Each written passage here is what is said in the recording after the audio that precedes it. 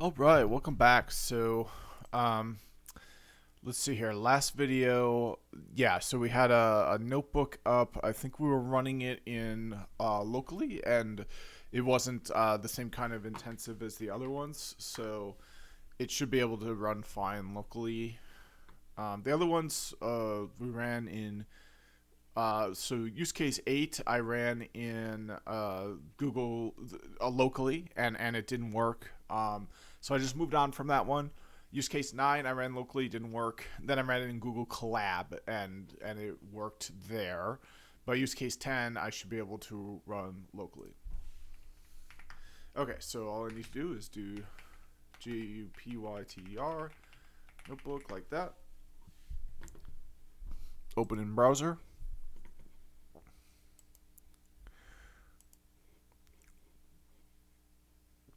All right, and now I'll run the code up until where it was in the book. So it's this return config index here, which is part of the um, function definition. So we can see the white spacing is wrong here, but that's the cell, is the find config start. Do an audio check here. Audio looks good.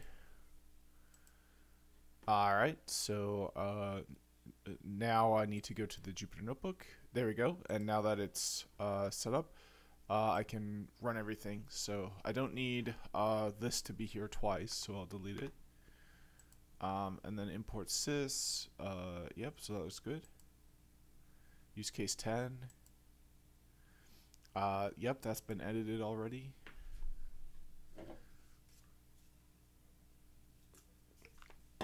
And this is where Google Colab might be a better choice, is what the author recommends. Okay, we might have trouble with those files, but this is the real moment of truth, configuring the data frame. And there we go. Went fast. There's the data frame.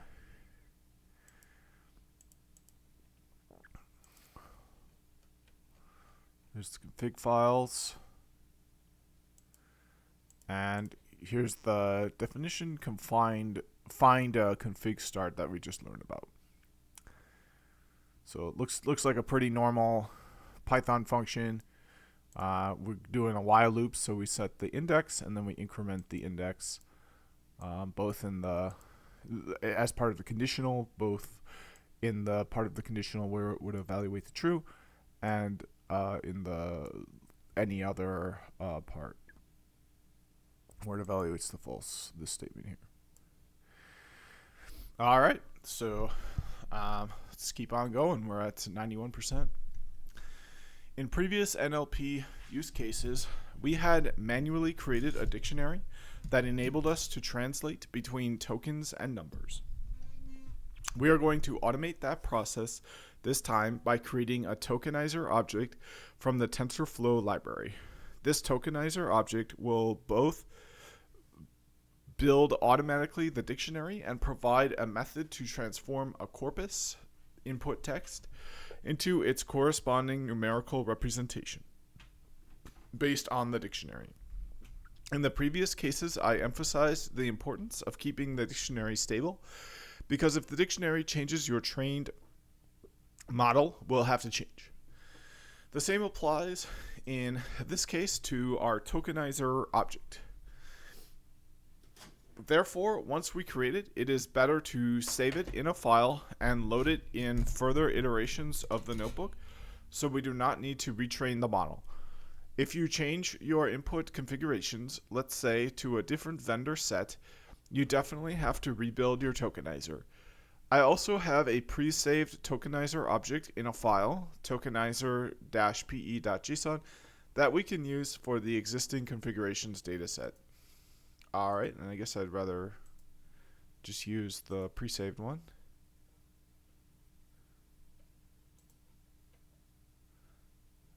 So this is the tokenizer, build tokenizer.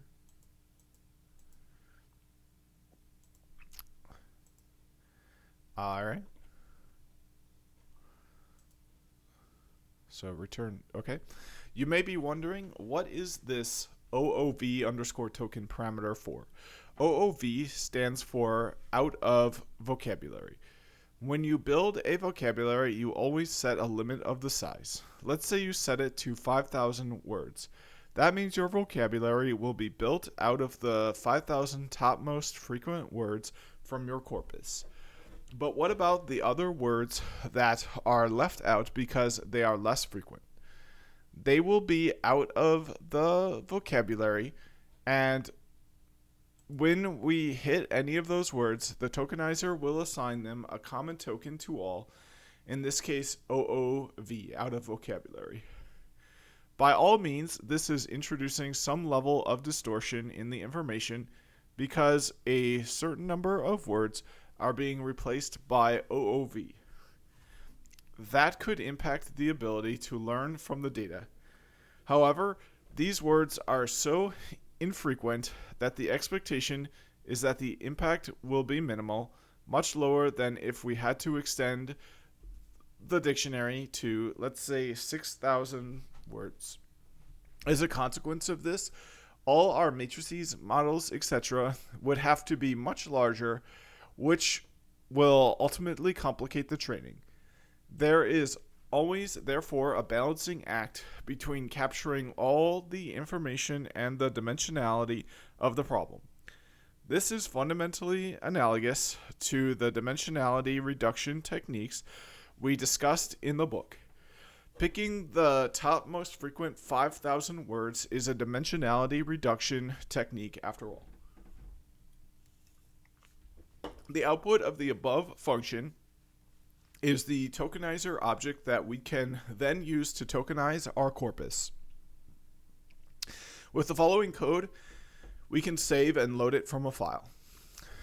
Alright, so saving and loading it from a file, dictionary size we get, so let's get there. Dictionary size.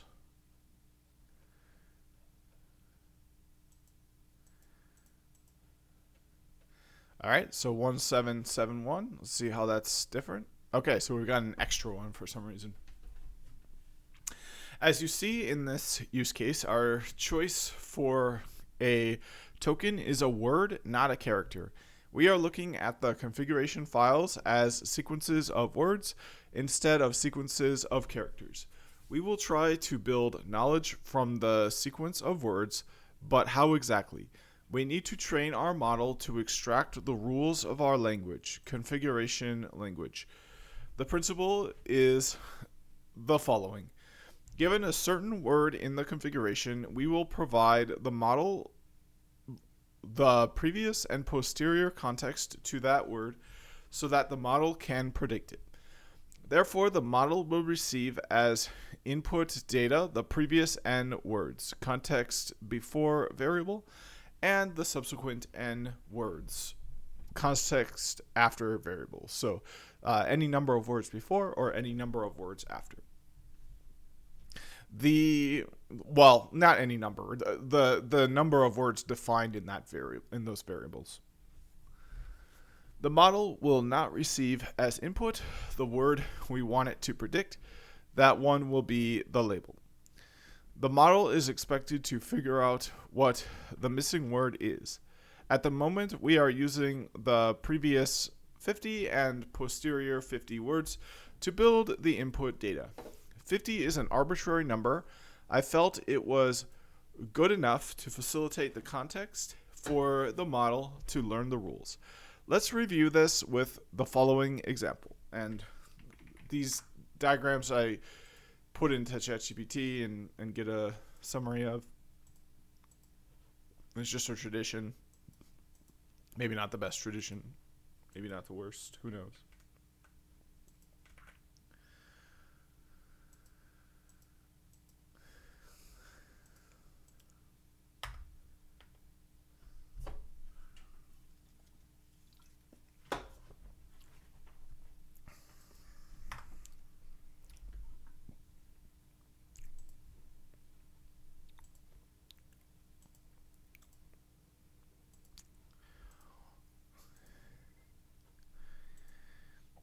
The diagram appears to illustrate a process involving a language model used for predicting network configurations. Here's a breakdown of the process shown in the image. Prior context. The image starts with a network interface configuration example. The prior context includes details such as the interface description, load interval, IP address, maximum transmission unit, MTU, and OSPF, open source, path first, cost. Posterior context. Following the prior context, a portion of the configuration is highlighted as the posterior context. This typically includes elements that follow the prior context in a configuration file. Target label. A target label, in this case 2000 inches, is assigned, which could represent a value of interest within the configuration, such as a cost metric or some other parameter that needs to be predicted or verified. DAV for training, X_train and Y_train. The prior context and posterior context are combined to form X_train. The target label serves as Y_train. Language model training. The combined context, X_train, and the target label, Y_train, are fed into language model. The language model processes the inputs to predict the label. Prediction and error calculation. The language model outputs a predicted label. The error is calculated based on the difference between the predicted label and the actual target label. This process likely represents a supervised learning approach where a language model is trained to understand and predict specific parameters and network configurations based on given context. If you have any specific questions or need further assistance with the content of the diagram, please let me know. Alright, so I kind of all over my head, so maybe not the best thing to do, but alright, continuing on. Given a certain word in the configuration file, in this case the highlighted 9000, we will extract the prior and posterior context represented as to the previous 50 and subsequent 50 words. We will build a complete sequence with them as a concatenation of both that will represent the X-train vector. On the other hand, the target word we want the model to predict, the 9000, is used as our label Y_train. The model will be trained to predict that missing word in the sequence. When we execute this training, we are forcing the model to learn all the internal relationships between the different types of words and rules in the language. Note that we are not applying any domain knowledge about what type of configuration it is, whether an interface configuration, BGP session configuration, or any other. We are simply dealing with words, purely raw text. We are going to train our model using the incremental training approach because we have a large number of files and we cannot realistically fit all the data in memory. Therefore, we will create a data batch generator that will be called when we train the model, much like we did in previous use cases. Let's have a look at how the batch generator function looks like. Alright. Looks good. Essentially, the batch generator enters into an infinite loop where it reads through every configuration file in the training config files, gets the lines of the configuration, transforms them into a corpus that is converted into the X and Y variables that will be returned back to the model training. There is a function inside build_training_data_batch that carries most of the work to process the data. Alright. This is the function where the input sequences with the prior and posterior words are built and transformed into numbers. Note that for the input data, we are not one-hot encoding them at the moment. I will explain later why. We are only one-hot encoding the labels target word to using the to_categorical method. Before we dive into the machine learning model structure, we have a piece of code that is worth some explanation. It will play an important role as part of our analysis. Alright, so I guess I'll get to that piece of code. So it ends in if next token, not in current token_next.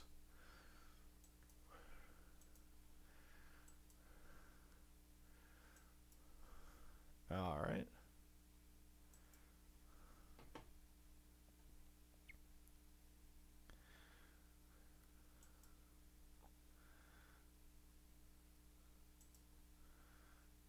Alright, so that's this one here.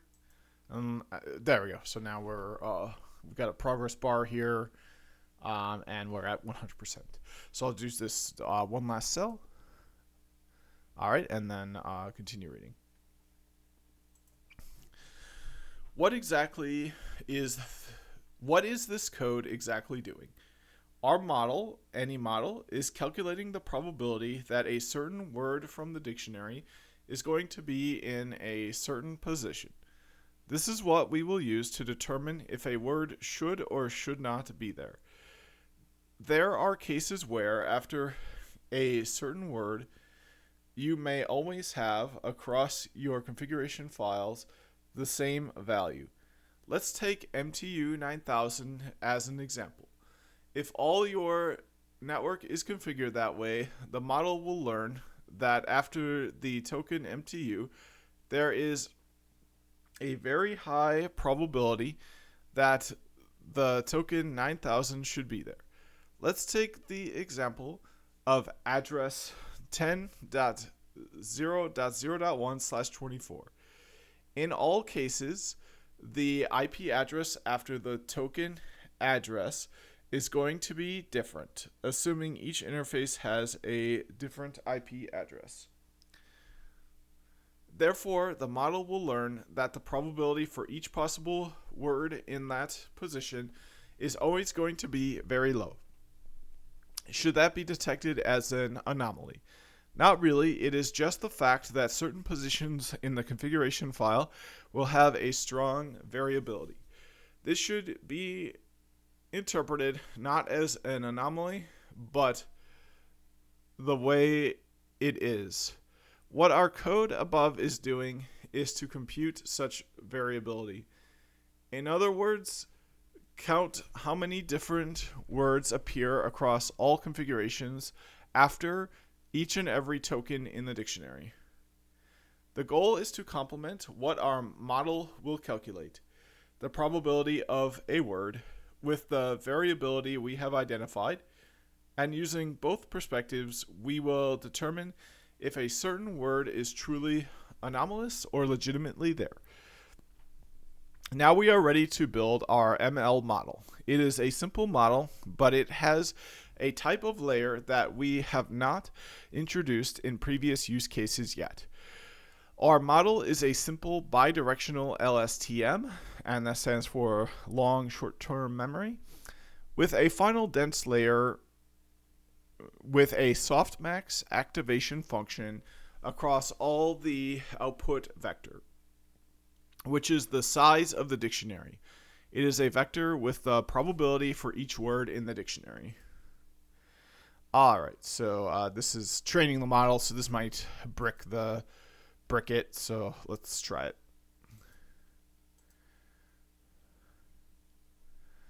Alright, that looks fine. There we go. It looks like training the model worked. Oh, no, here we go. Here's a problem.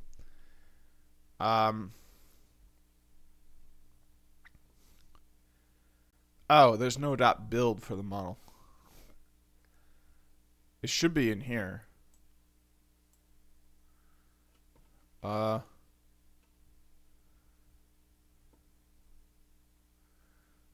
well, let's try that.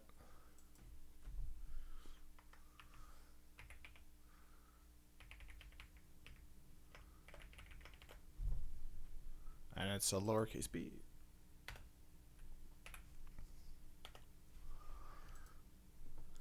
Alright, so we built the model, and now it works. Oh, so we got another problem here. We've got an unrecognized argument for this atom.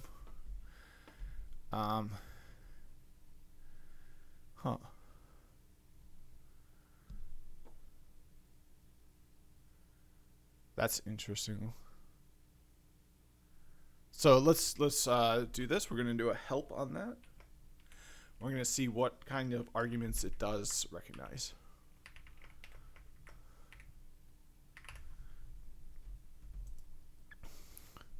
All right, so we can see it takes Keras optimizers, and then this is it. So we can do learning rate equals, yeah. So it's a keyword argument.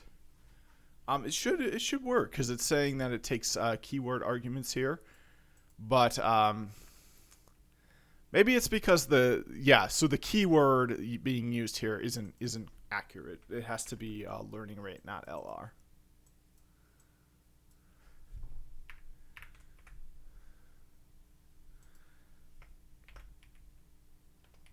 All right, hopefully this works better now. There we go, and that works. So you have to use the right keywords.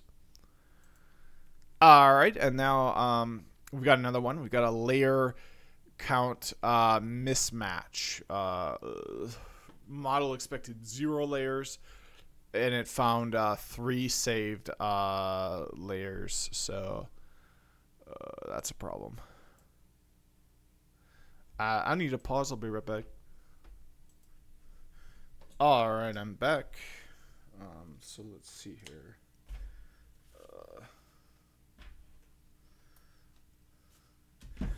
Okay, so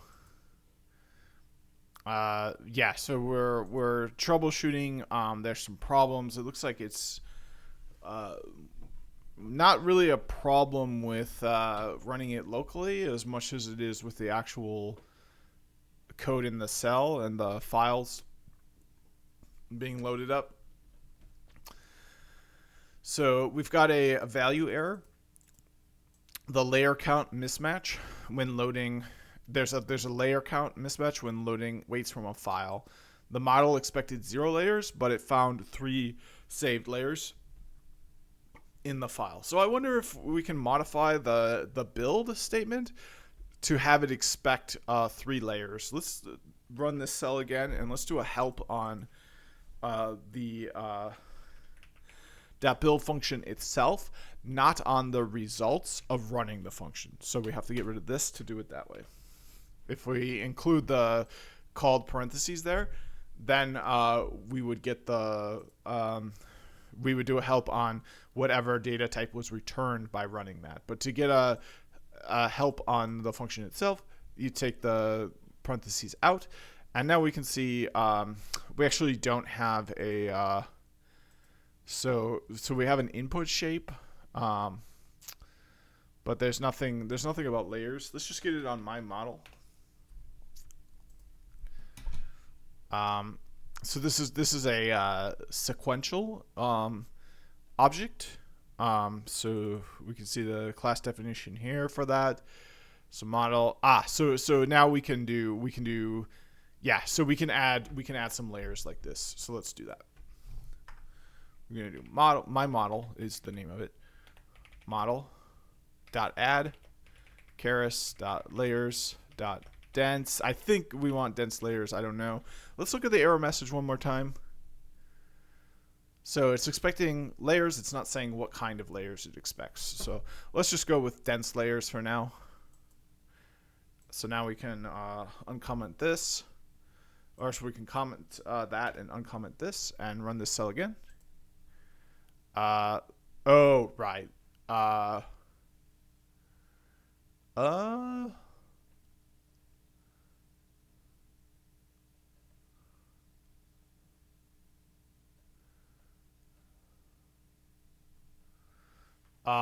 forget where I was building it. Oh, I think I was building it here and I deleted building it. So I need to add that back.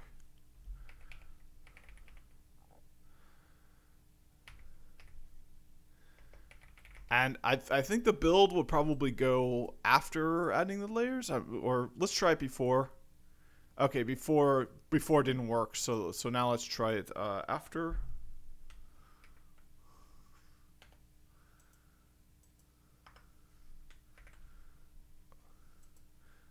All right, and after worked, so we added layers to the model. We built the model. Now we're taking a look at the model. So this is what the model looks like. And now we're setting the learning rate in Atom. We're compiling the model, and now we're loading in the weights. So it still expected 0 layers. But it found 3 in the file. So I guess ChatGPT might be good for this.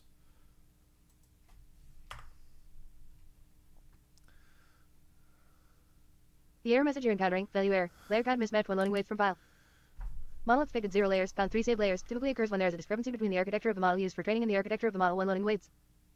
This can happen due to various reasons such as changes in the model definition, differences in the libraries or their versions, or incorrect handling of model files.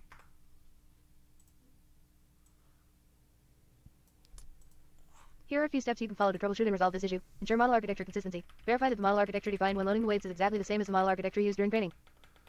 Any changes in the layers, their order, or their parameters can cause this error. Check library versions. Sometimes differences in library versions, e.g., TensorFlow, Keras, between training and inference environments can cause issues. Make sure you are using the same versions of libraries. Inspect the model file. If you have access to the model file, inspect it to ensure it contains the correct architecture and weights.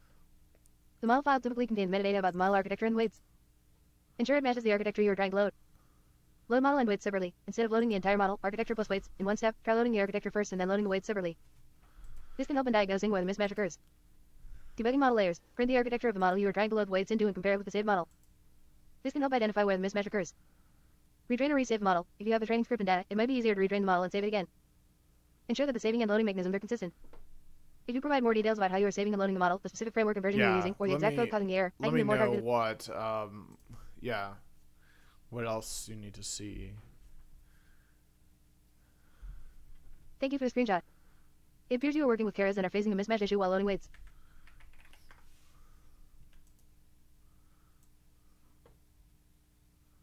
Yeah, but I have 3 layers. Based on the screenshot, here's a step-by-step approach to troubleshoot and resolve the issue. Check model architecture definition. Ensure that the model architecture is defined exactly the same way when loading the weights as it was when the weights were saved.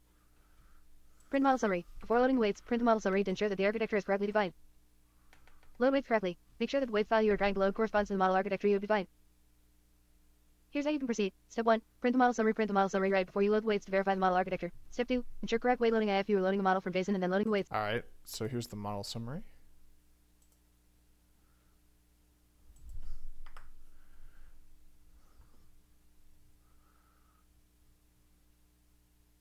The summary of the model shows that the layers are not in build.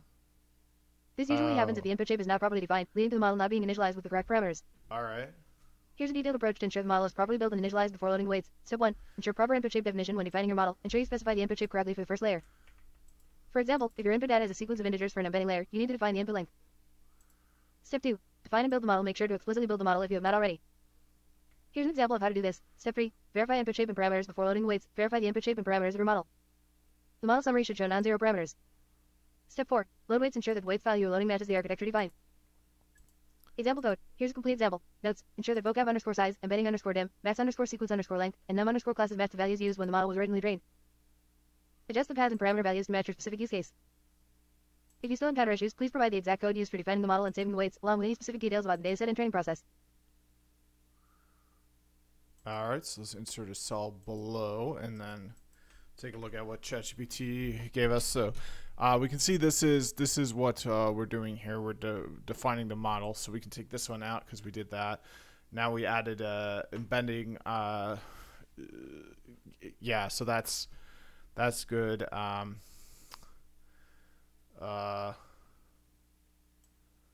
Sequence length. So yeah, this one looks like it exists there as well, so we can get rid of that. This exists there as well.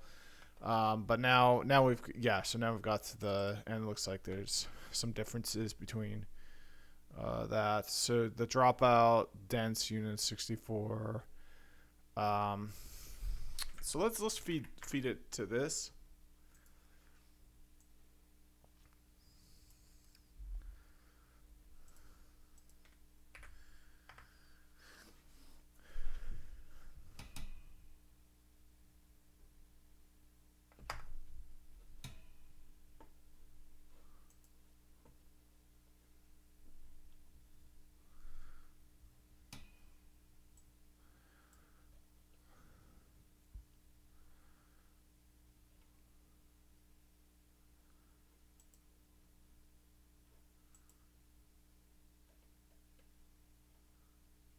Thank you for the additional screenshot.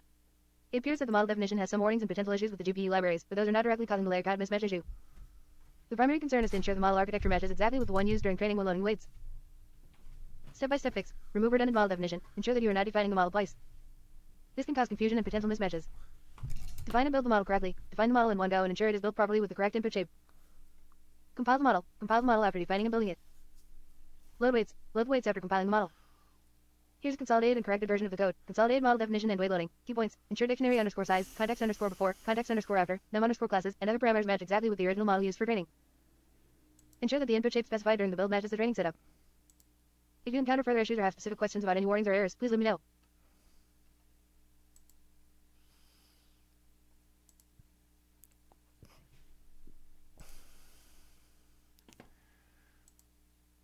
Alright, so we still got this layer count mismatch. Man. Expected 0 layers. Why is it expecting 0? So why is it expecting 0 layers when you can see that there are a lot of layers? There are 1, 2, 3, 4, 5, 6, 7 layers, it looks like. Like, why is it only expecting 0 layers?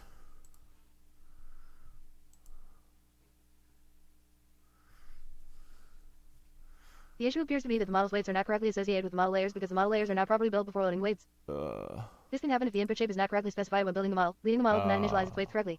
Input shape. To address this, ensure that you properly build the model with the correct input shape before loading weights. Okay. Here's how to do it step by step. Ensure correct input shape and build the model. You need to ensure that the input shape is correctly defined so that the model initializes its weights. Print the model summary before loading weights. Confirm that the model has been properly initialized by printing the model summary before loading weights. What's the max sequence length? Correct approach. What's the max sequence length supposed to be?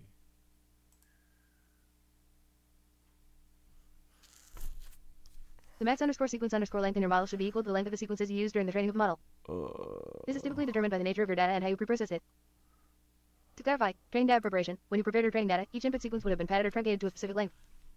This length should be the max underscore sequence underscore length. Okay. Input shape for model. The model expects input sequences of this fixed length, which is why it's crucial to ensure max underscore sequence underscore length is correctly specified when defining and building the model. Determining max underscore sequence underscore length check training data. Look at the preprocessing steps you applied to your training data. The length to which sequences were padded or truncated is your max underscore sequence underscore length. Consistent length. Ensure that all sequences fed into the model during both training and inference are of this fixed length. Example. Let's say you padded or truncated your sequences to a length of 50 during training. Your max underscore sequence underscore length should then be 50. Oh, I think it should be 50, right? That's what the...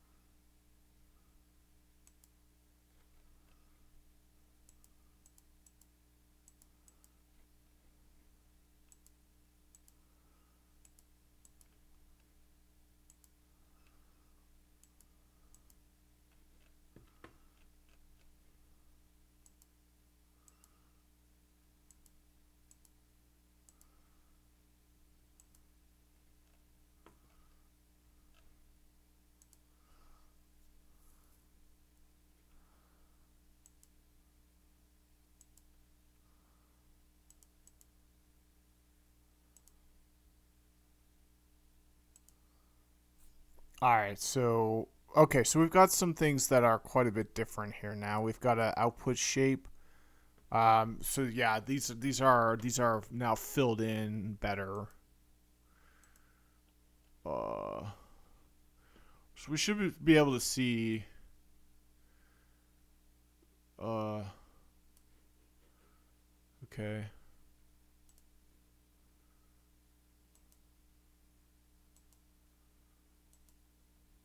Okay, so same... Oh, you know what? It passed it now. So it's the same error. The file path provided must end in .keras. Yeah, we gotta fix that.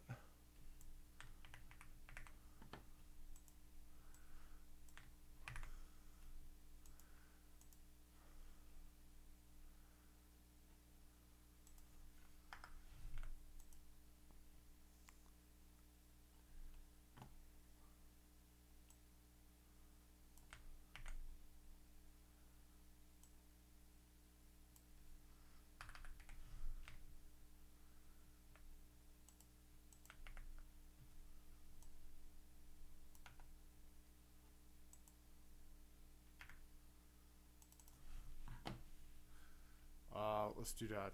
Keras like that, and then let's rename this.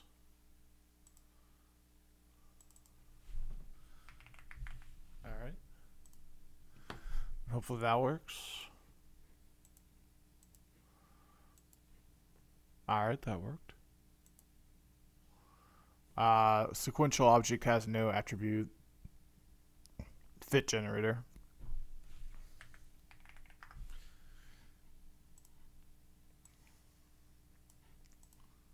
Here's an example code snippet assuming a max underscore sequence.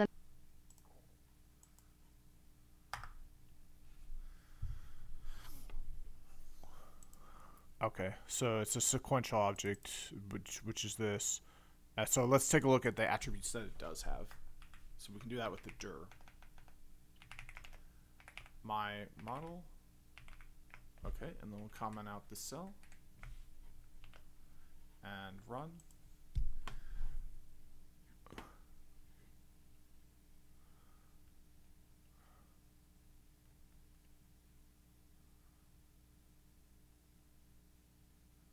Now it does have fit, it just doesn't have fit generator. So let's just try the same thing with fit. Maybe it's because we're using a different version of the library. They just wholesale changed it from fit generator to fit. So let's try that.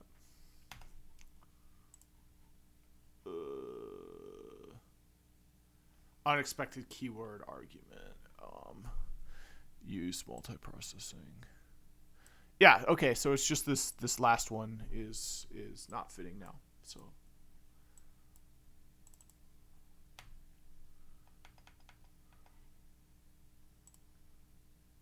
okay, so float could not be interpreted as a integer. So so this is one of the, so inline yeah, here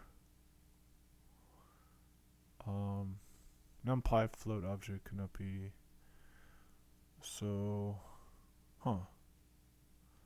okay, so one of these is a numpy float object. So let's identify which it is and then convert it to an integer.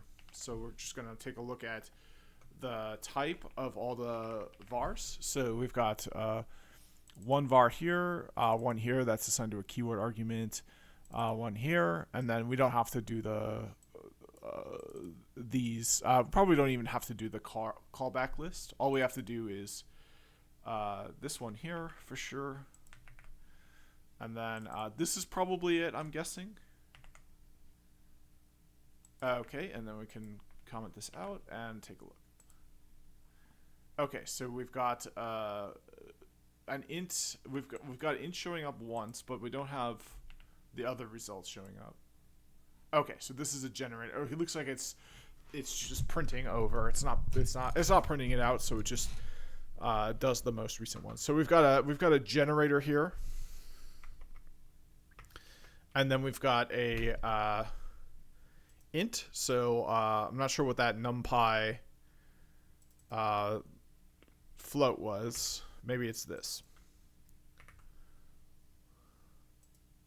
Yeah, so this is the numpy float. So we should be able to just convert it to an integer. And the code will run. It won't be accurate, but that's okay. We're not worried about that right now.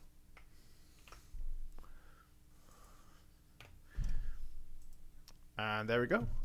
So now we're training the epochs. It should take a few minutes per step, per epoch. We're going to do 10 epochs. So yeah, so we got a time estimate here. We see how this is decrementing. So it should take about 10 minutes. I'm okay with that. And in fact, I need a quick break, so I'm going to take a break and be right back. All right, I'm back. So we're making progress here. We've got the epochs are actually training, so that's good news.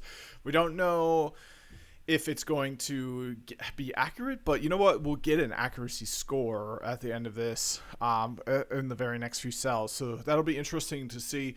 We'll get the graph. We'll see if the graphs look accurate or not. So yeah, good news. And this is what this channel is about. I want to show people kind of how I think about Python code and troubleshoot it. I think it'll really help people with that, because I'm at a level, I think, where I'm not a PhD programmer. I'm not going to be way above people's heads. But I'm not so basic that, oh, we're learning, like, I resolved this because I knew the difference between an int and a float already. So you can see somebody working with this fundamental knowledge and actually putting it to use and thinking about it creatively to troubleshoot and solve problems. That's basically what my goal is with this channel, is to show what a regular person does with regular information. And you can have a career, you can do your own projects, you can do some mentoring. So the world is wide open. You don't have to be like some extraordinary super person just to have a good career. All right, so we're gonna keep going. But what is this embedding layer about? You probably remember from the NLP section of the theory that when we do a simple one-hot encoding of the words using the dictionary, we get a vector of zeros and only 1, 1. This is a valid data representation, but it has two problems. Problem number 1, it is very sparse. Very large matrices with mostly zeros. Problem number 2, there is no kind of semantic similarity in this approach. Every word is represented in the vector, and the distance between the vector of one word, all zeros except 1, and any other word is the same. So all words are essentially equidistant. That's a problem. The embedding space is a more compact and rich way to represent the text data in a way that semantically similar words will tend to appear closer in that space. And it is a space with lower dimensionality. Conceptually, it is similar to the latent space we saw with autoencoder and how similar logs appeared together in that space. The embedding layer will compute during the training such embedding space for our words and our language so that data will be represented in a more semantically significant and compact manner. In our case, the embedding layer will have an output of 100, whereas if we were one-hot encoding the input sequence, that happens to be of length 100, the size of the input matrix would be 1770 by 100. 1770 is the dictionary size. Now the output of the embedding will be 100 by 100. There is a significant difference between feeding our B-LSTM layer, and I forget what the B stands for. I think it was bidirectional.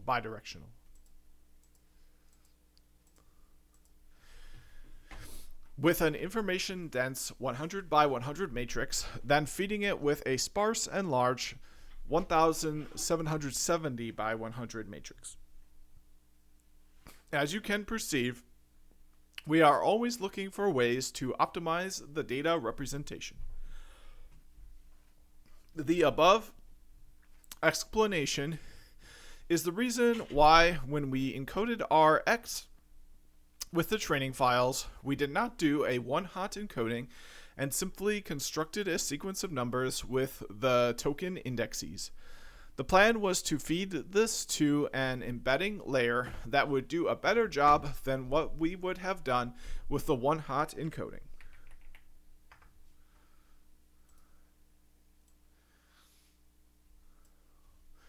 Alright, so this is tradition on this channel to Here, sequential object has no attribute, fit underscore generated. wholesale paste in icons. And we're on Epoch 10, so this is actually going faster than I expected. And let's take a look at my Control-Alt-Delete and see how much this is taxing my... Based on the provided diagram, here's a detailed breakdown of the input matrix and model architecture. Diagram breakdown. Input matrix. The input matrix has dimensions nx100, where n is the number of observations. Each input vector, observation, has a length of 100. Embedding layer. The input vector of size 1 by 100 is fed into an embedding layer. The embedding layer output has dimensions 100 by 100. This implies that each of the 100 tokens in the input vector is mapped to a 100-dimensional space. LSTM layers. The embedding output is processed through a stack of LSTM layers. Each LSTM layer maintains its hidden states, with the final LSTM layer outputting a vector of size 256. Dense layers. The LSTM output is passed through several dense layers. Finally, the last dense layer outputs a vector of size 1770 by 1.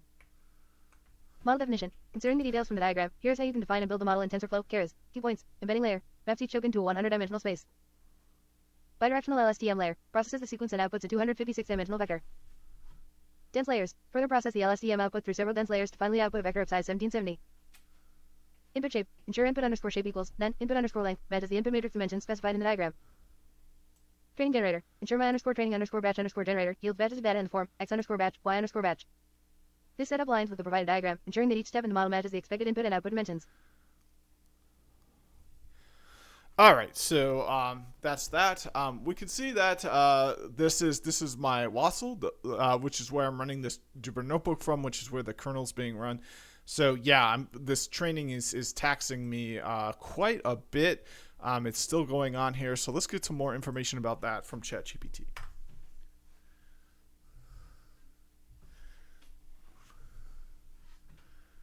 The screenshot indicates that VMMEMWSL, which stands for the Virtual Memory Process for Windows Subsystem for Linux, is consuming a high percentage of CPU and a significant amount of memory. This can happen when running computationally intensive tasks, such as training a deep learning model within the WSL environment. Here are some steps you can take to manage and potentially reduce the resource usage. 1. Optimize your model, reduce model complexity. Simplify the model architecture by reducing the number of layers or units in each layer. Good to know. Batch size. Use a smaller batch size during training to reduce memory usage.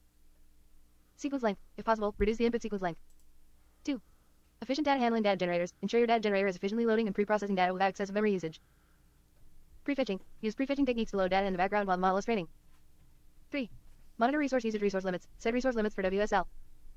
You can configure the amount of memory and CPU WSL can use by modifying the WSL config file in your home directory. 4.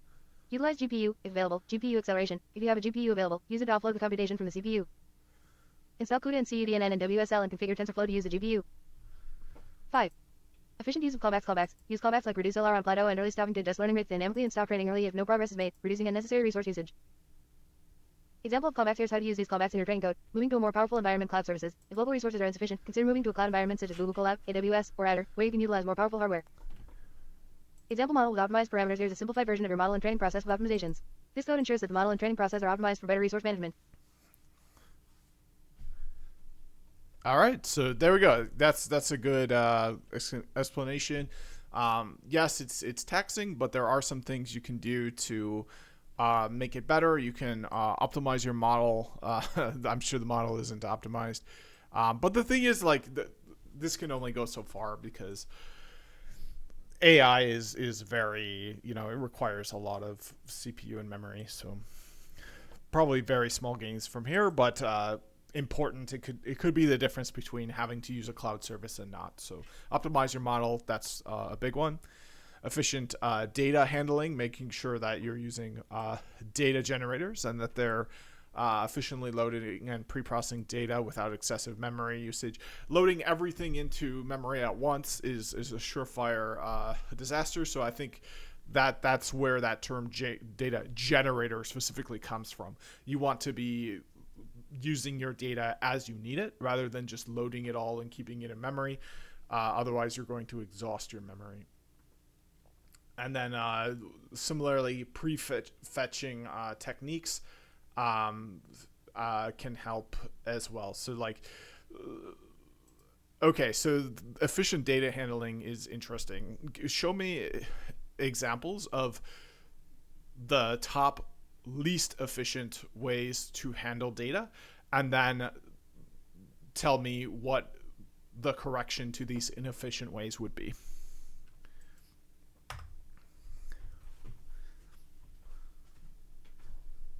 Efficient data handling is crucial for training deep learning models, especially when working with large datasets. Below are examples of inefficient ways to handle data and their corresponding efficient methods. 1. Loading all data into memory in an efficient way. Loading the entire dataset into memory can lead to high memory usage, especially with large datasets. That's what I said. Efficient way. Use data generators to load data in batches, reducing memory usage. Yep, I'm 2. smart. Synchronous data loading in efficient way. Loading data synchronously during training can cause the training process to wait for data loading. Right. Efficient way. Use asynchronous data loading with prefetching to load data while the model is training. Yeah, exactly. 3. Inefficient data augmentation in efficient way. Performing data augmentation on the entire dataset and saving augmented data to disk can consume a lot of disk space at I/O operations. Yeah. Efficient way. Perform data augmentation on the fly during training using a data generator. Right. 4. Loading large data files in each epoch in efficient way. Reloading large data files in each epoch can slow down training significantly. Yeah. Efficient way. Load the data once and use it throughout the training process. By using these efficient data handling methods, you can significantly improve the performance of your training process, reduce memory usage, and make better use of your computational resources. Yeah, so this is a brilliant response. I am kind of blown away by this, and it has, since I used the show me prompt, it's showing me actual examples, and I'll do a sound check because this is important here. So let's walk through these examples one by one. So loading all data into memory. So we can see we have the large data set, and then this is for training an AI model using supervised learning. So we have our data set, and then we have our labels. For each epoch in our range of epochs, we're going to go through and look at specific parts of the data. So we don't need to have all of the data loaded in. We only need the data to be loaded in that we're interested in at the time we're loading it. So loading in this giant thing into memory, that could be gigabytes, terabytes of memory. To just load it in and have it sit there unused makes no sense. So here's the efficient way. We have a data generator that we're building here. So it's a class, and then we have the things that happen when you instantiate the class. And we can see the instantiation of the class happens down here at the end. And this is where we plug in our files. But what happens with those files is, so it would be numpy .load. So we're using the special NumPy library, which we were doing there as well. But this only happens when we instantiate the class. So we're instantiating the class here, and then we're doing model.fit train generator. And the reason this is a generator and nothing else is because of these methods that we're using here. We're using get item. So it will return data batch indexes. It will return the specific part of the data we're interested in at the time. Now, when you might be tempted to read this and say, okay, we're instantiating the class here. We're feeding it the variables that it calls for, which are defined here in the int. What happens when you initialize instantiate. It's the same, means the same thing when you build the class. So you define a variable as a class, and we're defining it as the data generator class. What happens then? So what happens is it asks you for this input here: data file, labels file, batch size, which we can see it gets. And then what happens is it builds out the local namespace of the class. So one of the local variables in the namespace of this object, this class object, will be data. Another one will be labels. Another one will be batch size. Another one will be indices. So this variable np.load data file is going to be different than loading up the whole thing. And you know what? Let me record myself into ChatGPT and have it assign me a letter grade. Okay, so I'm reading through these examples and I'm trying to come to a good understanding of them. I am going to just stream of conscious now discuss my understanding, assign me a letter grade to my understanding, and give me feedback for how to improve. If my understanding is not an A+, here is the beginning of my stream of consciousness. So I'm looking at the first one, loading all data into memory. I'm looking at the first code example. So we have import numpy as py, but now what we're doing is outside of a class, just as a line in this file, we have data equals np.load large data set. So now the result of that is it's all in the memory, and we're doing it very inefficient. It's terrible. So the efficient way is we use data generators. And what we need to do first, after we do our import statements, which is the same as we do it before, we define a class. So we're defining a class named data generator, and then we define things for the class to inherit as well, and it's going to inherit this sequence class or module from TensorFlow.keras.utils. So that's what that means, is that this is a child class of the sequence class. So it inherits all of the attributes of the sequence class. And then we have dunder init.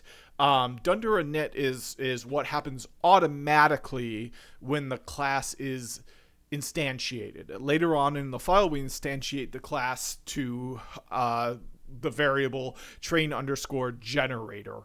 And now we have an instantiated class where the things defined in the dunder init function have occurred automatically. So one of the so the things that occur is it builds out the local namespace of the class, and that's what the self is. The self is self-referential, and it means the local namespace of the class. So within the local namespace of the class, we have 4 variables: data, labels, batch size, and indices.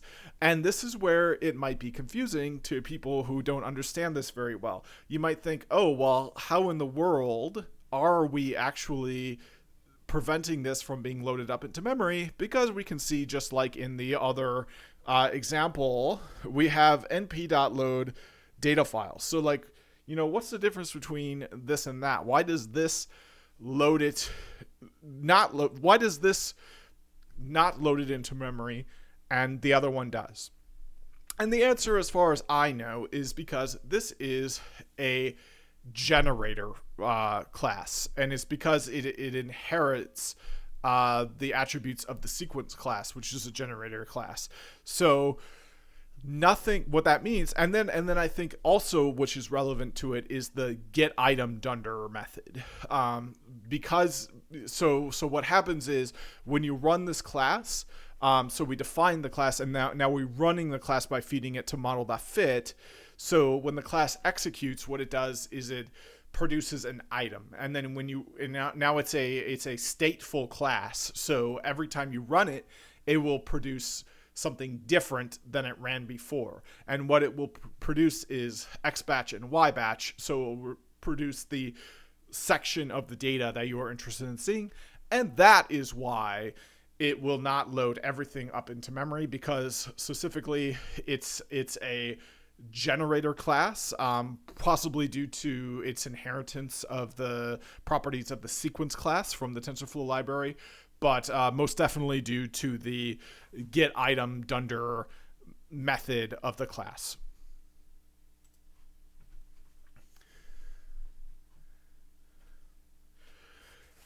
Your understanding demonstrates a good grasp of the concepts, but there are a few areas that could be clarified and expanded upon to ensure a full comprehension.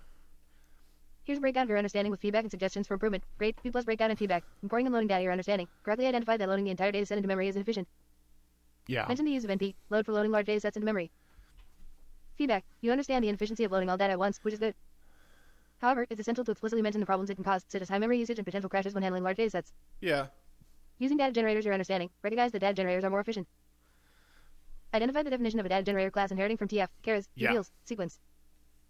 Correctly explain that the __init__ method initializes the class and sets up local variables. Feedback. Good job on explaining the purpose of __init__ and the role of self in managing the local namespace. However, clarify that data generators enable lazy loading, meaning data is loaded in small batches during each iteration, reducing memory usage. Emphasize the importance of __get time __and __len methods. __get time ___ is crucial as it returns one batch of data at a time, and __len defines the number of batches per epoch. Get item specifically makes it a Execution and shakiness, your generator. understanding. Correctly noted that the class produces data batches when executed. Mention the concept of statefulness and how each call to the generator yields different data. Right, it's stateful. Feedback. While you correctly pointed out the generator's stateful nature, it's important to highlight how the generator state is managed. By Each get call to item. underscore underscore get item underscore underscore returns the next batch of data, and the generator can shuffle data between epochs to ensure randomness. Okay. Explain that the generator yields data indefinitely until the training process explicitly terminates it. Detailed explanation. Here's an enhanced explanation incorporating your points with additional details. Inefficient data handling. Loading all data into memory at once can lead to excessive memory consumption. For instance, this approach can Yeah. exhaust memory resources, especially with large datasets. Mhm. Efficient data handling with generators. Data generators load data in smaller chunks, thus reducing memory usage. Here's how. In this efficient approach, class inheritance. Data generator inherits from TF, chars, utils, sequence, allowing Yep. it to be used as a generator. Initialization. The underscore underscore init underscore underscore method initializes data, labels, batch size, and indices. Yep. Batch processing. The underscore underscore get item underscore underscore method retrieves batches of data, ensuring that only small chunks of data are loaded into memory at a time. Okay. Epoch management. The underscore underscore len underscore underscore method returns the number of batches per epoch, ensuring proper training iteration. Improving understanding. Lazy loading. Emphasize that generators facilitate lazy loading. Loading data in small chunks is needed rather than all at once. Shuffling data. Discuss how data can be shuffled between epochs to enhance training randomness and avoid overfitting. Parallel processing. Mention that using multiple workers, use underscore multiprocessing equals true, can further optimize data loading and processing. Conclusion. Your understanding is solid, but with more focus on the principles of lazy loading, state management, and optimization techniques, you can elevate it to an A+. Keep refining your comprehension of how generators manage memory and handle large datasets efficiently.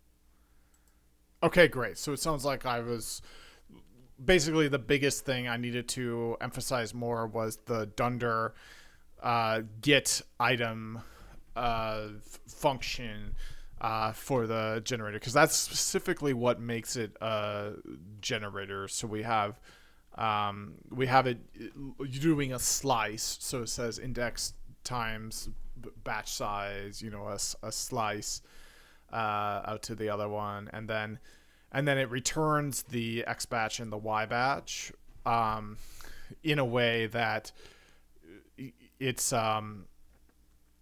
you said it best. So this is what you said. You said that the dunder get item is crucial as it returns one batch of data at a time. So what that's doing is it's gathering up a batch of data, and then it's returning just that single batch.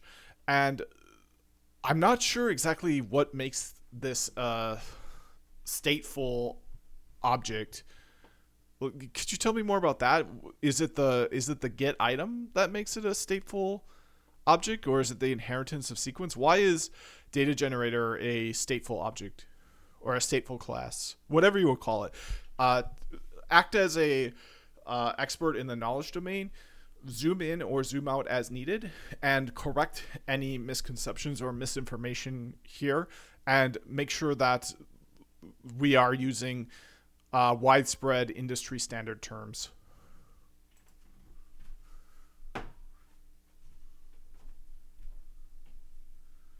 Great. Let's dive deeper into the concepts of data generators, statefulness, and how sequence from chars helps in managing these efficiently. Okay. Stateful objects and generators. What makes a generator stateful? A stateful object retains information between calls, which allows it to remember its position or state within a sequence. For data generators, this means remembering which batch of data was last served and what data to serve next. Components of a stateful data generator. Underscore underscore get item underscore underscore method. This method is critical as it returns one batch of data at a time based on the index provided. Right. Each time this method is called, it uses the provided index to fetch the corresponding batch of data. Oh, it needs an index. The generator does not need to explicitly keep track of its position. The index provided by the training loop takes care of this. See? Underscore underscore len underscore underscore method. This method returns the number of batches per epoch. It is used by the training loop to determine how many times underscore underscore get item underscore underscore should be called in an epoch. Inheritance from TF, chars, utils, sequence. By inheriting from sequence, the generator benefits from several features. It is thread safe and process safe, meaning it can be used in multi-threaded or multi-process environments without issues. Sequence guarantees that the data is not duplicated and is read correctly even in concurrent environments. Sequence inherently handles the indexing and iteration, ensuring stateful behavior. Detailed example. Here's an expanded version to illustrate these concepts. Data generator class explanation. Initialization underscore underscore init underscore underscore. The constructor initializes the dataset, labels, batch size, and indices. The indices are shuffled at the end of each epoch to ensure the data is randomly ordered. Length underscore underscore len underscore underscore returns the total number of batches per epoch. Get item underscore underscore get item underscore underscore retrieves a specific batch of data based on the index. This method slices the data and labels arrays to get the correct batch. On epoch end, on underscore epoch underscore n, shuffles the indices at the end of each epoch to ensure each epoch sees the data in different order. This contributes to the statefulness of the generator. Statefulness. Index management. The underscore underscore get item underscore underscore method is called with different indices in each iteration, effectively making the generator stateful by sequentially serving data batches. The training loop provides the correct index based on the current training step, and underscore underscore get item underscore underscore uses this to fetch and return the corresponding batch. Epoch management. The on underscore epoch underscore n method modifies the internal state, self, indices by shuffling, ensuring the data is presented in a new order for the next epoch. This helps in avoiding overfitting by ensuring that each epoch sees the data in a different sequence. Key points to emphasize. Lazy loading. By loading only one batch at a time, memory usage is optimized. Thread safe and process safe. Inheriting from TF, chars, utils. Sequence ensures that the generator can be used in multi-thread environments without issues. Safefulness. Managed by the __getIm__ method for batch retrieval and _epic_n for shuffling data. Conclusion. Your understanding is solid and you correctly identify the significance of the __getIm__ method. To clarify further, the stateful nature of the generator is mainly due to the interplay between the __getIm__ and __len methods, along with the _epic_n method and the inherent properties of a sequence class. By leveraging these components, the data generator can efficiently manage large data sets without loading everything into memory at once. Yeah, I this is a little bit beyond me, so I'm gonna kind of squash it for now. The most important thing is that I understand that there are... Okay, so this is a little bit beyond me, so I'm going to move on for now, perhaps without a perfect understanding, because I think the fundamental, most important thing to understand is that objects, which can be anything, everything's in an object in Python essentially, but like in this case, it's a class object, it's a class. So they can be stateful or stateless. And one of the things that makes them stateful is the get item dunder method. And then we call stateful objects like this generators. They produce different output each time they run instead of producing the exact same output every time. And that's really important because then you can produce at a time data loaded into your memory in small chunks, so you can get a performance enhancement that way. But yeah, I'm gonna move on. So this was the first inefficient way, is loading all data into memory. I think I have a really good understanding of this now, so I will move on to understanding synchronous data loading better.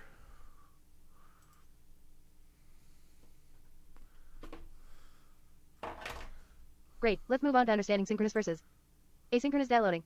You already have a good grasp of the concept of stateful objects and how data generators help in efficient data handling. Now, let's focus on synchronous and asynchronous data loading and how it impacts the performance of your model training. Synchronous data loading in a efficient way. In synchronous data loading, data is loaded in sequence, meaning each data loading operation must complete before the next one starts. This can lead to idle time during model training, where the CPU or GPU is waiting for data to be loaded. Yeah. Example. In this example, each batch of data is loaded synchronously.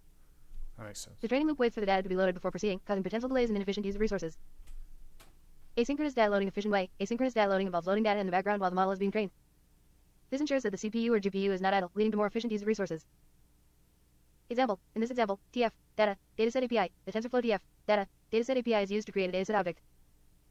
Interleaving. The interleave function reads multiple files in parallel. Prefetching. The prefetch function preloads data into memory while the model is training, ensuring that the next batch is always ready. Key concepts in asynchronous data loading: parallel file reading. Interleave reads data from multiple files in parallel, reducing the time needed to load data. Uses the cycle_length parameter to control how many files are read in parallel. Prefetching preloads data into memory while the current batch is being processed. The prefetch function with TF, data, autotune automatically determines the optimal number of batches to prefetch based on available system resources. Comparison. Feature synchronous loading. Asynchronous loading data is loaded sequentially. Data is loaded in the background. Resource utilization inefficient. CPU, GPU may be idle. Efficient. CPU, GPU is kept busy. Batch availability waits for data to be loaded. Next batch is preloaded and ready. Implementation complexity. Simpler to implement, slightly more complex but more efficient. Improving understanding. Understand parallelism. Read about how parallel file reading and interleaving work to grasp how multiple files can be read concurrently. Yeah. Explore TensorFlow DF, Data API. Dive deeper into the DF, Data API to understand its functions like interleave, prefetch, and how they contribute to efficient data handling. Experiment with examples. Implement both synchronous and asynchronous data loading examples to see the difference in performance and resource utilization. Conclusion. Your understanding of stateful objects and data generators is solid. By mastering asynchronous data loading, you'll further enhance your ability to handle large data sets efficiently, ensuring your model training is optimized for performance. Feel free to ask if you have any specific questions or need further clarifications. Okay, so it sounds like project Operation Warp Speed. Like the when the Trump administration was in power during the pandemic, there was Operation Warp Speed. So it sounds like that it would be a good way to understand this, to understand the optimizations that happened in Operation Warp Speed. So my understanding of why Operation Warp Speed was innovative and successful is because normally you would have certain things wait for, to be contingent on other things, and you would do this for cost-cutting measures. So it's like, let's say that you have a drug that is going through a trial. So if it fails the trial, then the next step, the next more advanced trial or whatever, isn't going to occur because the drug isn't ready for that step. So therefore, what you do is you wait for that next step. You wait to see the results of whether it passes or fails before preparing for the next step, so that you don't waste all of the resources that are needed to use on that next step, because you don't know if that next step is going to occur or not. But since this was an emergency situation with the pandemic, and we're going to be investing a lot of resources and time into this, the innovation of Operation Warp Speed was, let's concurrently get the prep work done for these next steps for whatever we need to do, and let's do this all at the same time, so that when we see something fails the trials, okay, fine, we just toss that out. But we've got so many different trials of so many different medications going on at once. If we wait to prep for these next steps, we're going to be behind, because we're definitely going to be going to the next steps with something. So what we do is we prepare and we get all the resources ready and everything for that next step, without knowing the outcome of the previous step, because we know that the next step will occur for something. And that's kind of the innovation that happened, is we can do more things concurrently now than we could before, because we're not as concerned with things like cost cutting, because this is an emergency situation. So this is basically a real world example of preloading of data. So assess my understanding of this, assign it a letter grade, correct any mistakes in it, and help me complete this corollary between preloading and the real world example of the Operation Warp Speed. And if it just, is F-, it just doesn't really fit well, help me come up with another real world example that fits better.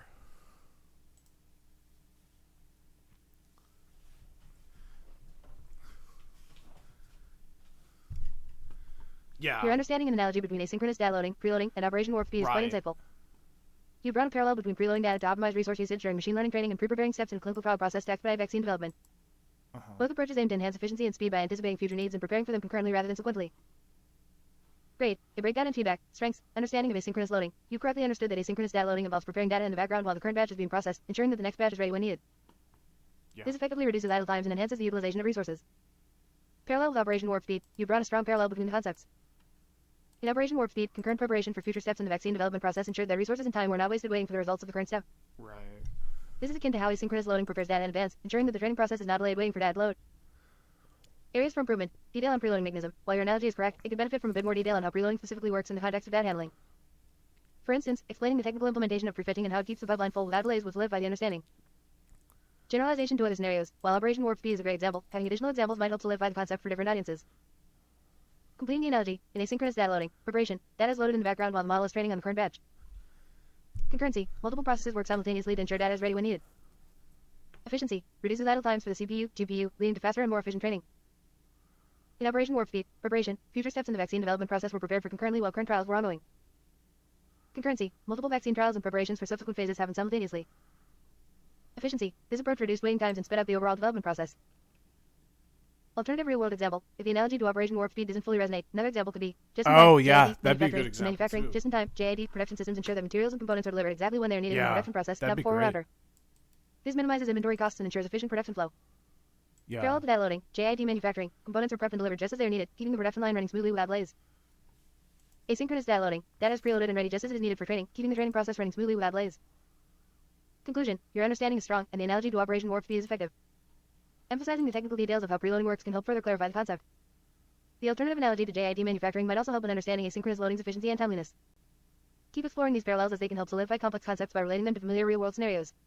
Yeah, so that's one of the things that's kind of cool about the times we live in with the pandemic and everything being so insane and unexpected, and like nobody having experienced a pandemic before, is like, we have all of the history of what happened, and we can use it to understand more things. So like preloading an Operation Warp Speed, it's a good way to understand preloading. And the thing is, yeah, so that's good.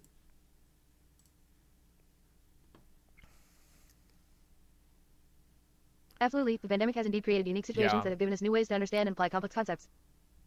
Analogies drawn from real-world events, especially those that have had such a profound impact, can make abstract or technical ideas more relatable and easier to understand. That's true. Your analogy between preloading data and the expedited processes of Operation Warp Speed is a great example of this. Yeah. Here's a refined explanation that incorporates your insights and understanding. Refined explanation: preloading data. Preloading data is like getting everything ready before it's needed, ensuring that the next batch of data is ready to be processed while the current batch is being used. This optimizes efficiency by minimizing wait times and ensuring continuous data flow, much like an assembly line that never stops because all parts are ready exactly when needed. Yeah. Operation Warp Speed. Operation Warp Speed implemented a similar strategy in vaccine development. Concurrent steps. Instead of waiting for each trial phase to complete before starting the next, multiple steps were prepared concurrently. This was the big innovation. This included manufacturing doses while clinical trials were still ongoing, ensuring that if a vaccine was approved, it could be distributed immediately. Right. Efficiency over cost. Normally, steps are sequential to minimize costs and avoid wasting resources on unsuccessful trials. In Operation Warp Speed, the priority was speed and preparedness. Much like preloading data prioritizes continuous workflow over minimizing memory usage. Yeah.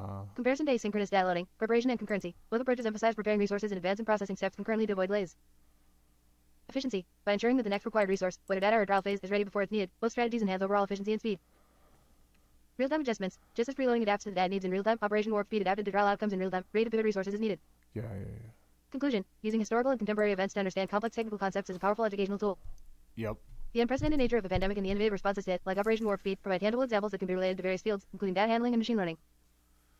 By continuing to draw parallels between real-world scenarios and technical processes, you can deepen your understanding and make these concepts more accessible to others. Keep leveraging these analogies as they can bridge the gap between theory and practice effectively. Okay, so list out for me the top parallels to draw between real-world scenarios and technical processes that will help me grow the most as a tech professional.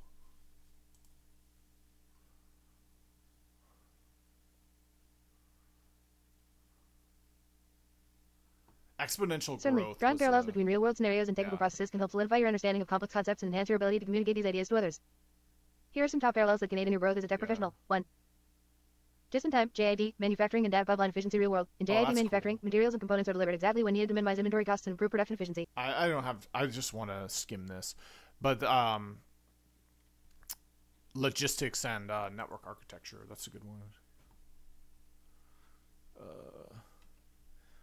Okay, and I'm off track here, but yeah, we can see that there were 6 vaccines that went through Operation Warp Speed, which is kind of cool because like not all of them won out. Like AstraZeneca was used in Europe a lot, so that one won out. Janssen, who's ever heard of that? You know, that one just didn't do as well as the other ones. Moderna, that's the one I got, so that's that made it through. Pfizer, that's the other big one. Novavax, that who's ever heard of that? That didn't make it through, and Sanofi, you know. So it's kind of cool that we have all this data, and it can be used to help understand other sort of things. So we can see the company that was manufacturing it was assigned a candidate ID, and then there's a description of what the vaccine is. So the AstraZeneca was a replication defective live vector, so kind of a traditional one where you expose someone to a weakened version of the virus, and then their adaptive their innate immune system. There's 2 kinds of immune systems. There's an innate immune system and an adaptive immune system. So their innate immune system kills the virus, which is easy because it's weakened and it's not as capable as a one that is not replication defective, but it's still a live vector virus, so it's still alive, and your innate immune system still attacks it and kills it. And then as a result, your adaptive immune system fingerprints it, you know, checks it into jail like a detective, gives it a mug shot. And then the next time it comes around, it's like, oh, you again. And it doesn't have to, it can use more sophisticated techniques. The innate immune system is better prepared to go after it. It's actually probably a pretty good analogy to think of it like a policing operation. It's like, you know, once somebody's been to jail, they have it on their permanent record, and now uh, that can be evidence against them. It's easier to respond with that with that criminal record. It's easier to that criminal record kind of works against people.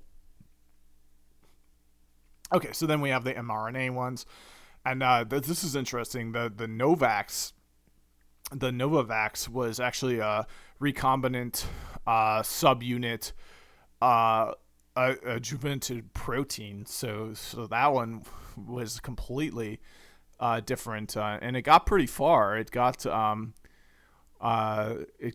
the way. It got included in Operation Warp Speed, but I guess manufacturing this technology wasn't quite as efficient, because it only got a 6C out of 9 for technology readiness level. So we can see the mRNA ones, Moderna, pump that out really easily. And then this last one here, you can't even.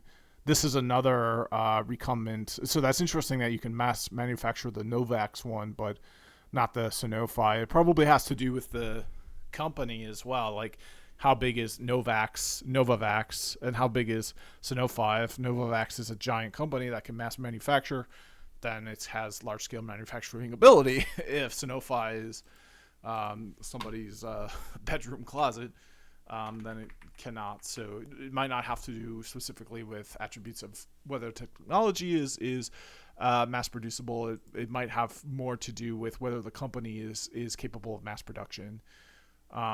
So obviously Pfizer is capable of mass production. This is a giant med company.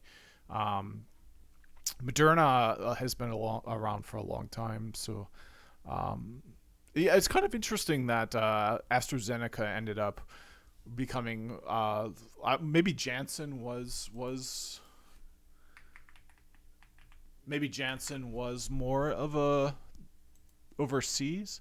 Oh, you know what? This is the Johnson and Johnson one. Okay, no, this was a big one. Yeah, Janssen was widely used in the United States.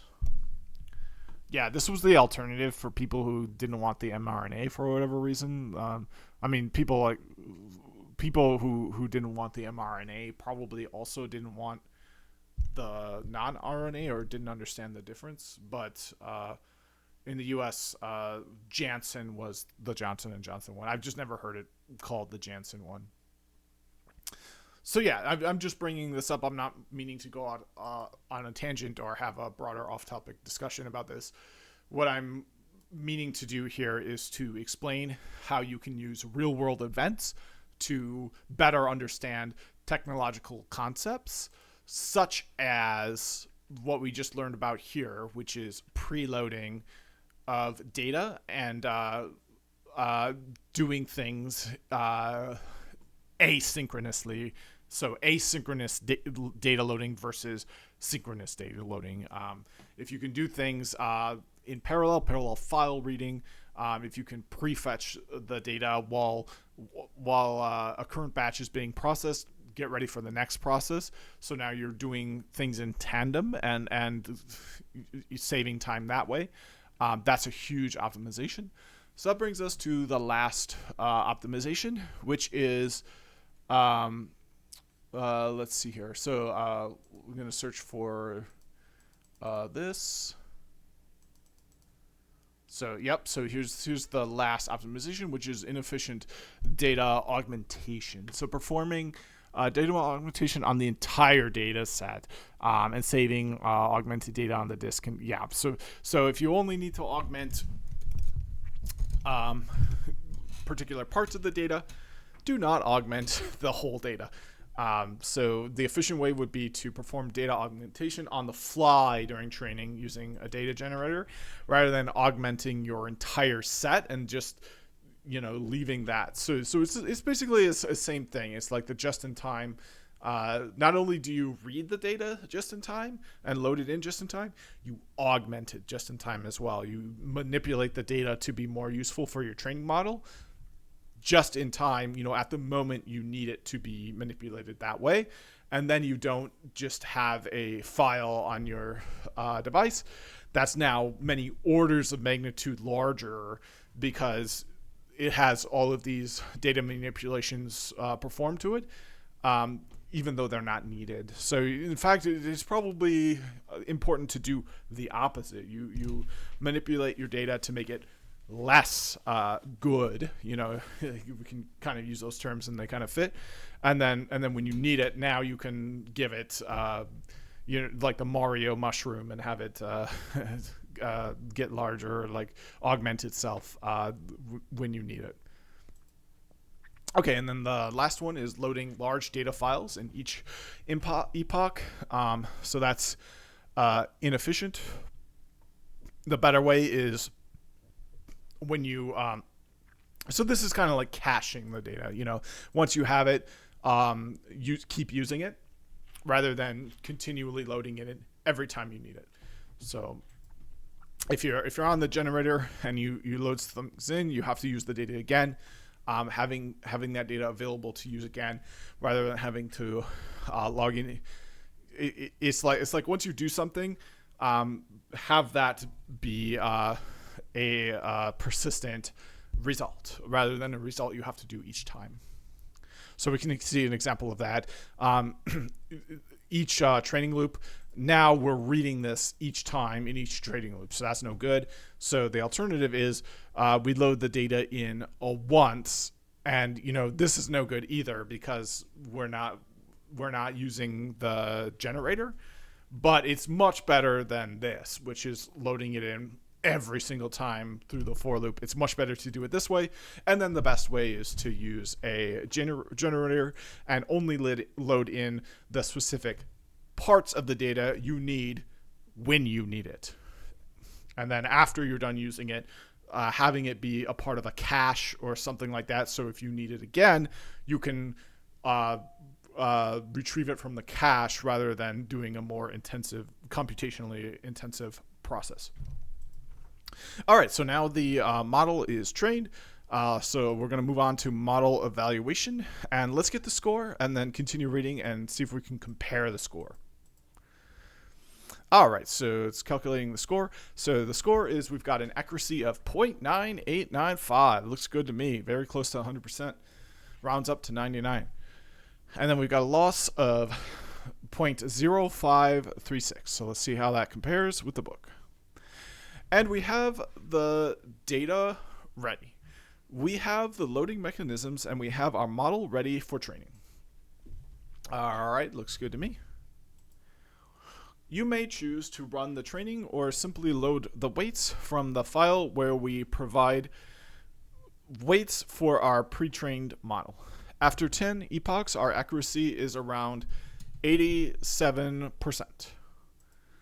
All right. Okay, so here's the accuracy rating. So loss and accuracy, is that what I have? Yeah, so mine was 98.95%, and theirs is only 87. So yeah, my local hardware is pretty darn good here. But this is where it gets interesting because their loss is 1.7382, and my loss is a lot lower than that. So I think that means my loss is better here. So let's do this. So we're going to feed this to ChatGPT.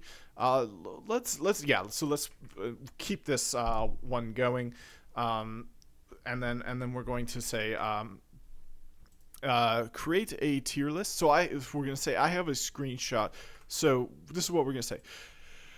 There are two screenshots here. Each of them show a metric. So they actually show two metrics in each. They show the loss metric and the accuracy metric. So act as an expert in this knowledge domain and create a tier list of loss and accuracy values.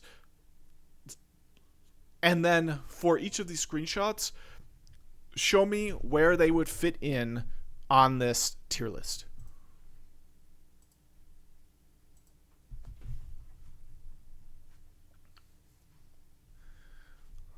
To create a tier list for loss and accuracy values, we can define different tiers based on typical ranges observed in machine learning models. The exact cutoffs can vary depending on the specific task, dataset, and model complexity, but here is a general tier list. Tier list for accuracy: S tier, excellent, accuracy greater than equals 0.95. A tier, very good, accuracy between 0.90 and 0.95. Oh, so they got a B B tier, tier. good, accuracy between 0.80 and 0.90. I got an S C tier. tier, fair, accuracy between 0.70 and 0.80. D tier, poor, accuracy less than 0.70. Tier list for loss: S tier, excellent, loss less than 0.1. Ooh. A tier, very good, loss between 0.1 I got a and B 0.5. tier. B tier, good, loss between They 0.5 got a and D 1.0. tier. C tier, fair, loss between 1.0 and 1.5. D tier, poor, loss greater than 1.5. Evaluation of provided screenshots. First screenshot, accuracy, 0.9895, S tier, loss, 0.0536, Heck yeah. S tier. Second screenshot, accuracy, 0.8693, Oh, really? Epic 7 to 9, and 0.8735, Epic 10, B tier, loss, 1.7734, Oh, right. Epic 7, 1.7981, Epic 8 to 9, 1.7382, Epic 10, D tier, placement on tier list. Yeah, First screenshot, accuracy, 0.0. 0.9895, S tier. This is considered excellent accuracy, indicating that the model is performing exceptionally well. Loss, 0.0536, S tier. This is an excellent loss value, indicating that the model's predictions are very close to the actual values. Second screenshot, accuracy, Epic 7 to 9, 0.8693, B tier. This is a good accuracy, indicating that the model is performing well but has room for improvement. Accuracy, Epic 10, 0.8735, B tier, slight improvement, still in the good range but not exceptional. Loss, Epic 7, 1.7734, D tier. This is a poor loss value, indicating that the model's predictions are not very close to the actual values. Okay, so my local hardware outperformed, it looks like. Okay, so it looks like my local hardware outperformed the example in the book, which uses Google Colab. My local hardware is an NVIDIA GTX 2060.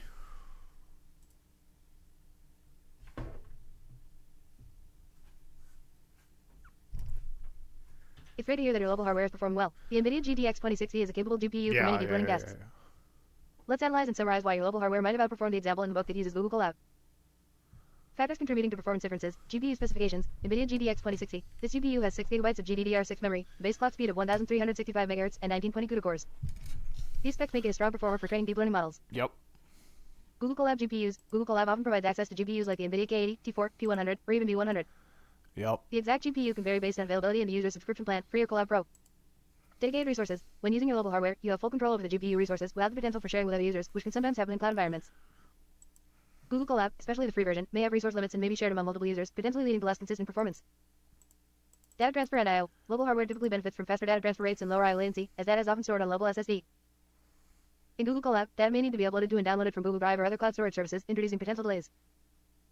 Session stability. Local hardware offers a more stable environment without the risk of session disconnections or preemption, which can sometimes happen in Google Colab, especially in free tier. Google Colab sessions can time out or be disconnected after periods of inactivity, affecting long-running training processes. Detailed comparison. Local NVIDIA GTX 2060. Pros: dedicated access to GPU resources. Faster data transfer rates and lower I/O latency. Stable environment without session timeouts or preemption. Full control over system configurations and optimizations. Cons: limited to the hardware capabilities you own. Initial cost of purchasing and maintaining the hardware. Potentially higher energy consumption and costs. Google Colab. Pros: access to... Okay, so good. Time to move on. So, looking for it.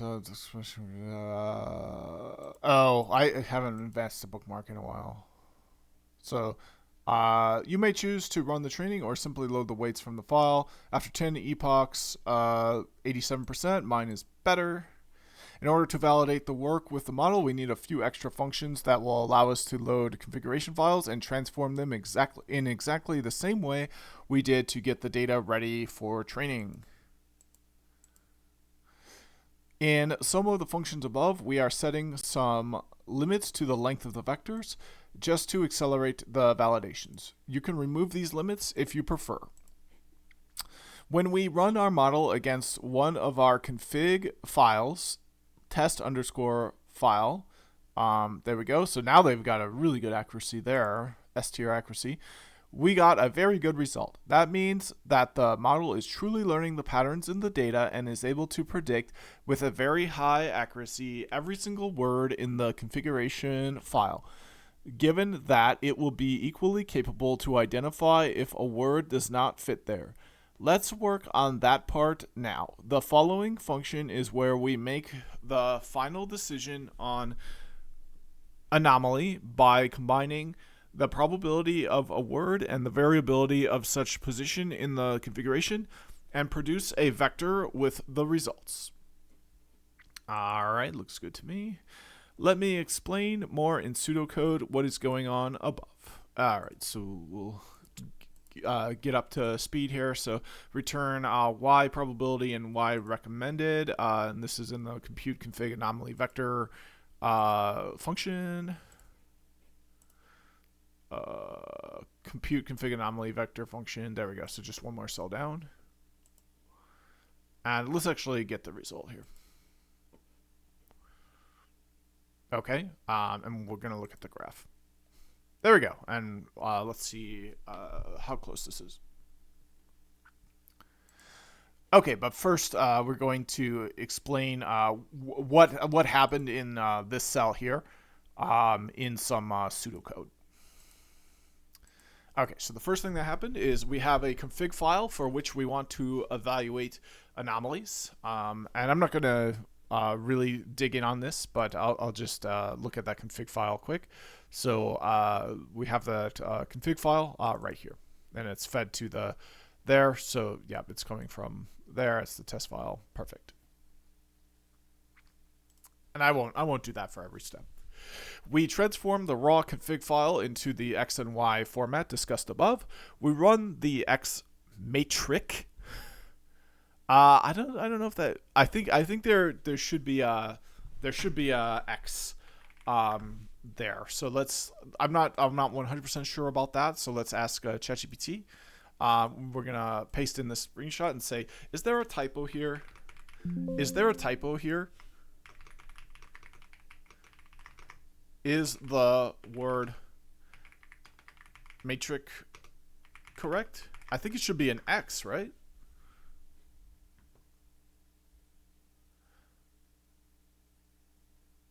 Yeah. Yes, there's a typo in the sentence. Yeah. The word matrix should be matrix. The corrected sentence should read 3. We run the X matrix through the model and get the predictions y_pred. This correction ensures that the term accurately reflects the mathematical context typically used in machine learning and data science. Yeah, some of these I'm not very sure about because it might be because I'm so new to the subject matter. It might just be that there, tenses change what words will look like, stuff like that. But this is a typo. It should say we run the X matrix with an X through the model and get the predictions y_PRD. And there's another typo. It's missing the period like the other lines, but the meaning is preserved. It's a pretty simple meaning. We run it through the model, so we can see X matrix being run through the model. Yeah, so we define it here, and then we run it through the model like that. Yeah, and then that is how we get the y_pred var. All right, so number 4. Next, we are going to evaluate for each word in the predicted matrix. A, which words are the most likely? Top_n_ probabilities. B, which is the average probability among those top n probabilities? The goal here is to identify if the high variability led to a wide spread of the probabilities, but all of them resulting very low, even the top n, or there are clearly a few candidates that have a high probability. C, then we extract the word variability computed earlier in the notebook for the position this word we are analyzing is, hence we evaluate the word variability after the previous word. D, if the variability is high, then we will assign the probability to the top n probabilities. In our case, this value is 10, but we are simply assigning it as a way to indicate that we cannot compute anomaly for this word because it is just too variable in this position. Example of the IP addresses earlier. If the variability is low, then we are going to normalize the probability to the mean probability. This way we evaluate the probability against the mean of the top probabilities. F. Additionally, we obtain from the vector the word the model thinks is the most accurate, which is the word with the highest probability np.argmax. Finally, we have a function that will take the above output and render it in the notebook by displaying the configuration and use different colors. Green, not anomalous. Red, anomalous. All the words in the configuration file. There is also a section of the configuration, the first and last 50 words, for which we cannot evaluate since we do not have 50 previous or posterior words to build context. We could solve this by adding padding. That could be an enhancement for the future. All right, there we go. Now we are ready to test anomalies. Okay, we have introduced a few anomalies in a test file, config_pe-100.config. We will get an entire output. We can play by introducing other modifications in the test file and see how the model performs. Let's see some examples. Output for a normally configured core interface. No anomaly is detected. All right. So this is cool. It gives us back a network configuration. So let's see if we can get that back.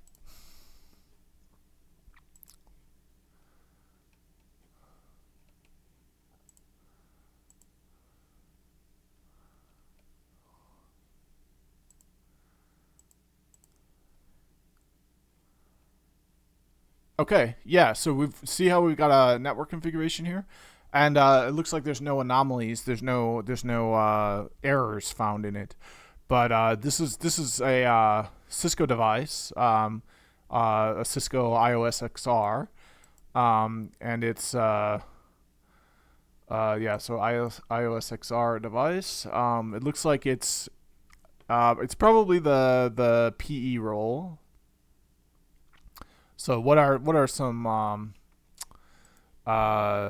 so a provider edge, a PE device, will have a certain configuration on a network, right? So tell me a few things about this device. Like, for example, what kind of network does it typically belong to? Does it belong to a data center network? Does it belong to a service provider network? A enterprise network? You know, those sorts of facts. And then finally, tell me another set of facts. Tell me the sorts of configuration that you would expect to find on this device that is unique and you would not find on other sorts of devices on other sorts of networks. So tell me, show me, you know, list out for me specific lines of configuration that would be unique to this device and not to any other. So for example, on a routing reflector, RR device, you would find a large list of BGP neighborships that you wouldn't find on any other device, assuming that everything was configured correctly. So tell me a fact, you know, or a set of facts like that for PE devices specifically.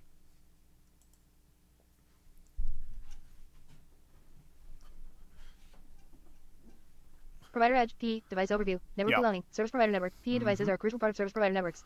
Yep. They serve as the interface between the service provider's core network and the customer's edge network. Yep. Common networks for PE devices, service provider network, the primary environment for PE devices, as they manage the traffic between the provider's network and multiple customer sites. Yep. MPLS, multi-protocol label switching, networks. PE devices are heavily used in MPLS networks to route traffic efficiently and support VPN services. Enterprise networks, in some cases, larger enterprises with complex networks may use PE devices to connect their various sites with MPLS or other VPN technologies.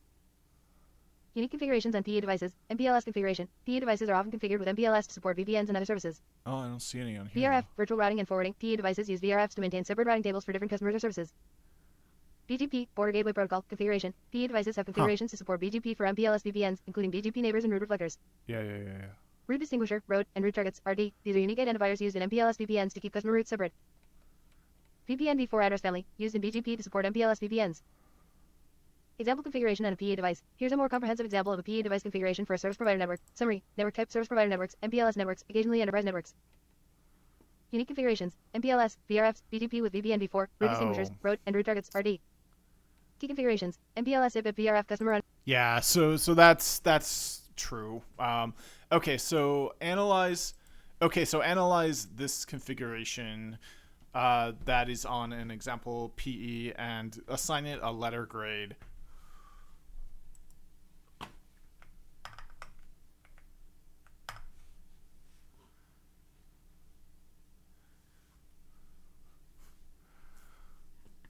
It's pretty low letter grade. Let's analyze the provided configuration for the PE provider edge device and assign a letter grade based on its completeness, correctness, and adherence to best practices. Let's do that. Analysis of configuration. General observations. Software and hardware details. The configuration specifies the software version, iOS XR 7.6R3, and hardware model, OSR, indicating it is running on a high-capacity router suitable for a service provider environment. So that's good. Logging configuration. Logging levels. Multiple logging levels are set for various protocols and services, ensuring detailed logging without overwhelming the system. That's good. No logging console and no logging monitor are set to reduce unnecessary logging on console and monitor sessions. Security and management. Serves password encryption. Ensures that passwords are encrypted in the configuration file. TACACT Plus and SSH. Secure management via TACACT Plus and SSH is enabled for the management VRF. NTP configuration. NTP is configured to synchronize time, which is critical for logging and network operations. VRF and interface configuration. VRF configuration. Management VRF is configured, isolating management traffic from user data traffic. Interface configuration. Interfaces are configured with IP addresses, MTU settings, and OSPF configurations. Proper descriptions and load balancing are set for core and edge interfaces. Loopback interfaces are configured for management and OSPF router ID. BFD and OSPF configuration. BFD, bidirectional forwarding detection, BFD, is enabled for fast failure detection. OSPF configuration includes multiple networks.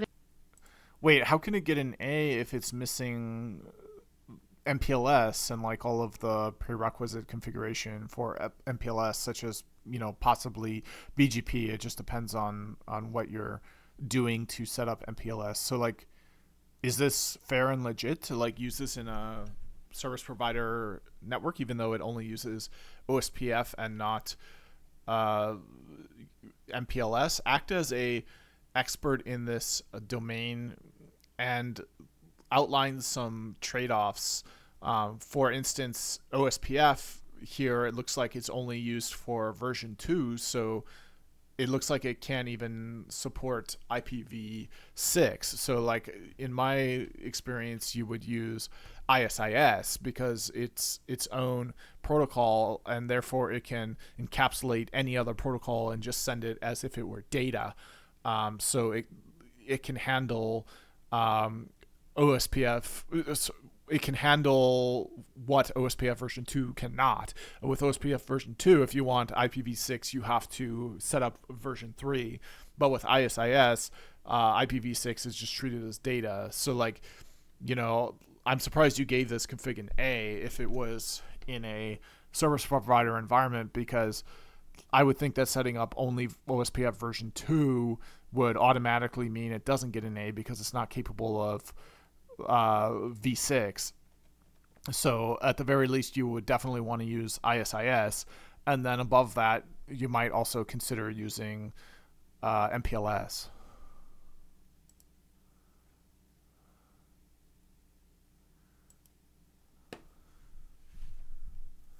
You make valid points regarding the configuration and its suitability for a service provider environment. To better evaluate the configuration, let's consider the trade-offs, necessary enhancements, and the context in which such a configuration would be used.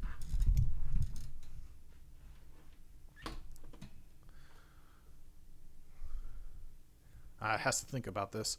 Okay, so let's observe what happens when we change the MTU to something different on a core interface. Okay, so we replaced 900 by 901 in the config file, and the model has detected that this 9001 jumbo frame MTU sending does not fit, and it informs us that the expected word there should be 9000. Note that the model has no idea what an interface is or what MTU is. It is just stating that having a 9001 there does not seem normal, which is not intended. And sadly, a lot of network engineers operate that way too. They have no idea what an interface is or what a MTU is, and they're code occulting. They just know that having a incorrect value will break things. I try not to be like that, but honestly, like, you know, charitable, there's a point where there's just too much to know, and you kind of have to be good at operating that way, because you can't know every little tiny detail of everything. In fact, AI ML applications are done using weights in ways that you particularly can't know, you know, why it decided to do a certain thing. So there is a point where you have to get good at that. You have to say, oh, this is 901. It's meant to be 9000.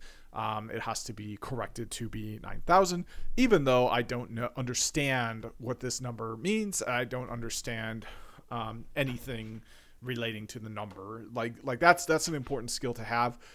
It's better, of course, to know what that number is. It's the MTU, maximum transition unit. It's the frame size. So of course it belongs to, because then you can leverage that knowledge. Like, oh, it's going to be on an interface, of course, unless it's like a system-wide setting. So like you know what part of the config to look at. It just helps to have more knowledge in what you're doing. It makes you better. But there's a point where there's just too much to learn to know everything exactly perfect. So this is what humans do too. And sometimes it's because they're just not that good. They didn't take the time to really learn what they were doing. But other times there's just too much to learn.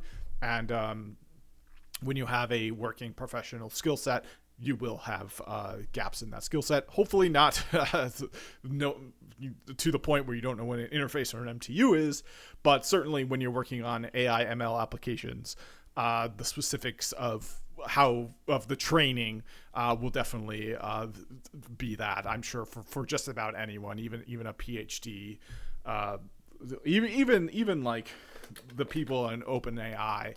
I'm sure they have a lot of understanding, but I'm sure this sort of thing where they just notice that something's off, they don't know how or why, but they know that it works when you correct it.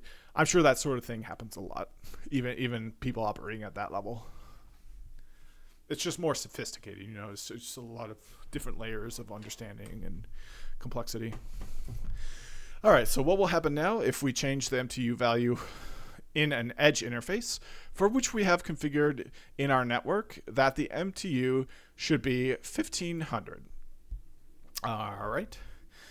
So even if 9000 is a common value as MTU in configured interfaces, the model has learned that this pattern applies only to core interfaces, not to edge. In edge, the model expects a 1500, and since we have configured a 9000, it will raise it as anomalous. So this is cool. This is kind of like linting, if anyone's familiar with linting in code, where it identifies certain things that it wants for aesthetic, to make sure it can identify if the code's not going to run too, like an indentation error or things like that. So like this is basically a version of that. That's pretty cool. Let's suppose while configuring the TACX Plus server, we made a mistake in typing the IP address. Let's see what the model thinks. So so I was expecting something else. The model has detected that the configured IP address for the TACX Plus server is not the usual one and raises it as anomalous. Now let's suppose this node was replaced by an RMA process and the replacing unit arrived with a different software release, one that is not the one qualified and therefore expected for the rest of the network. Very frequently, the release number is also reflected when we visualize the configuration. Our model will also detect such differences and highlight them. We can therefore obtain for free anomalous software image detection using this technique. All right, so kind of like a linter, the software version found is 6.5 R4, but the expected one is 7.6 R3. Cool stuff that you can see how useful that could be, and you can see how it would go wrong too. If it's not set up properly, it's going to be really annoying. But if it is, you no longer have to play that game of going through and I mean, you still have to play that game of looking through the config, but it's going to be all highlighted and pop out like a sore thumb if there's anything wrong. All right, so let's check back into the notebook. Okay, so the notebook is done. This is all we got. So basically, we can play around with some of the files. So we've got a test file here. So we can modify the test file and play around a bit. But we have to. It would get pretty complicated. So I think that's it for the notebook for now. So let's just finish the reading. We're very much done, and we'll be done with this last use case, and then one more video to go. We'll probably get through everything in that last video and be done with this series. Happy days are upon us. As you can observe, the model has detected this mismatch between the software release it has learned the network should be running and the one this particular device is actually running. You can play with more anomalies and see how the model behaves. It is not perfect by any means and sometimes will detect something as anomalous, which is not. I have not tried to optimize the model. The goal was to demonstrate the art of the possible with some of the use cases and help you understand by doing how to implement them. Takeaways. Some important concepts to remember from this use case. The use case will determine the adequate token character, word, and gram. Incremental training is a key practice for use cases like this, where we have a very large data set which cannot fit into memory.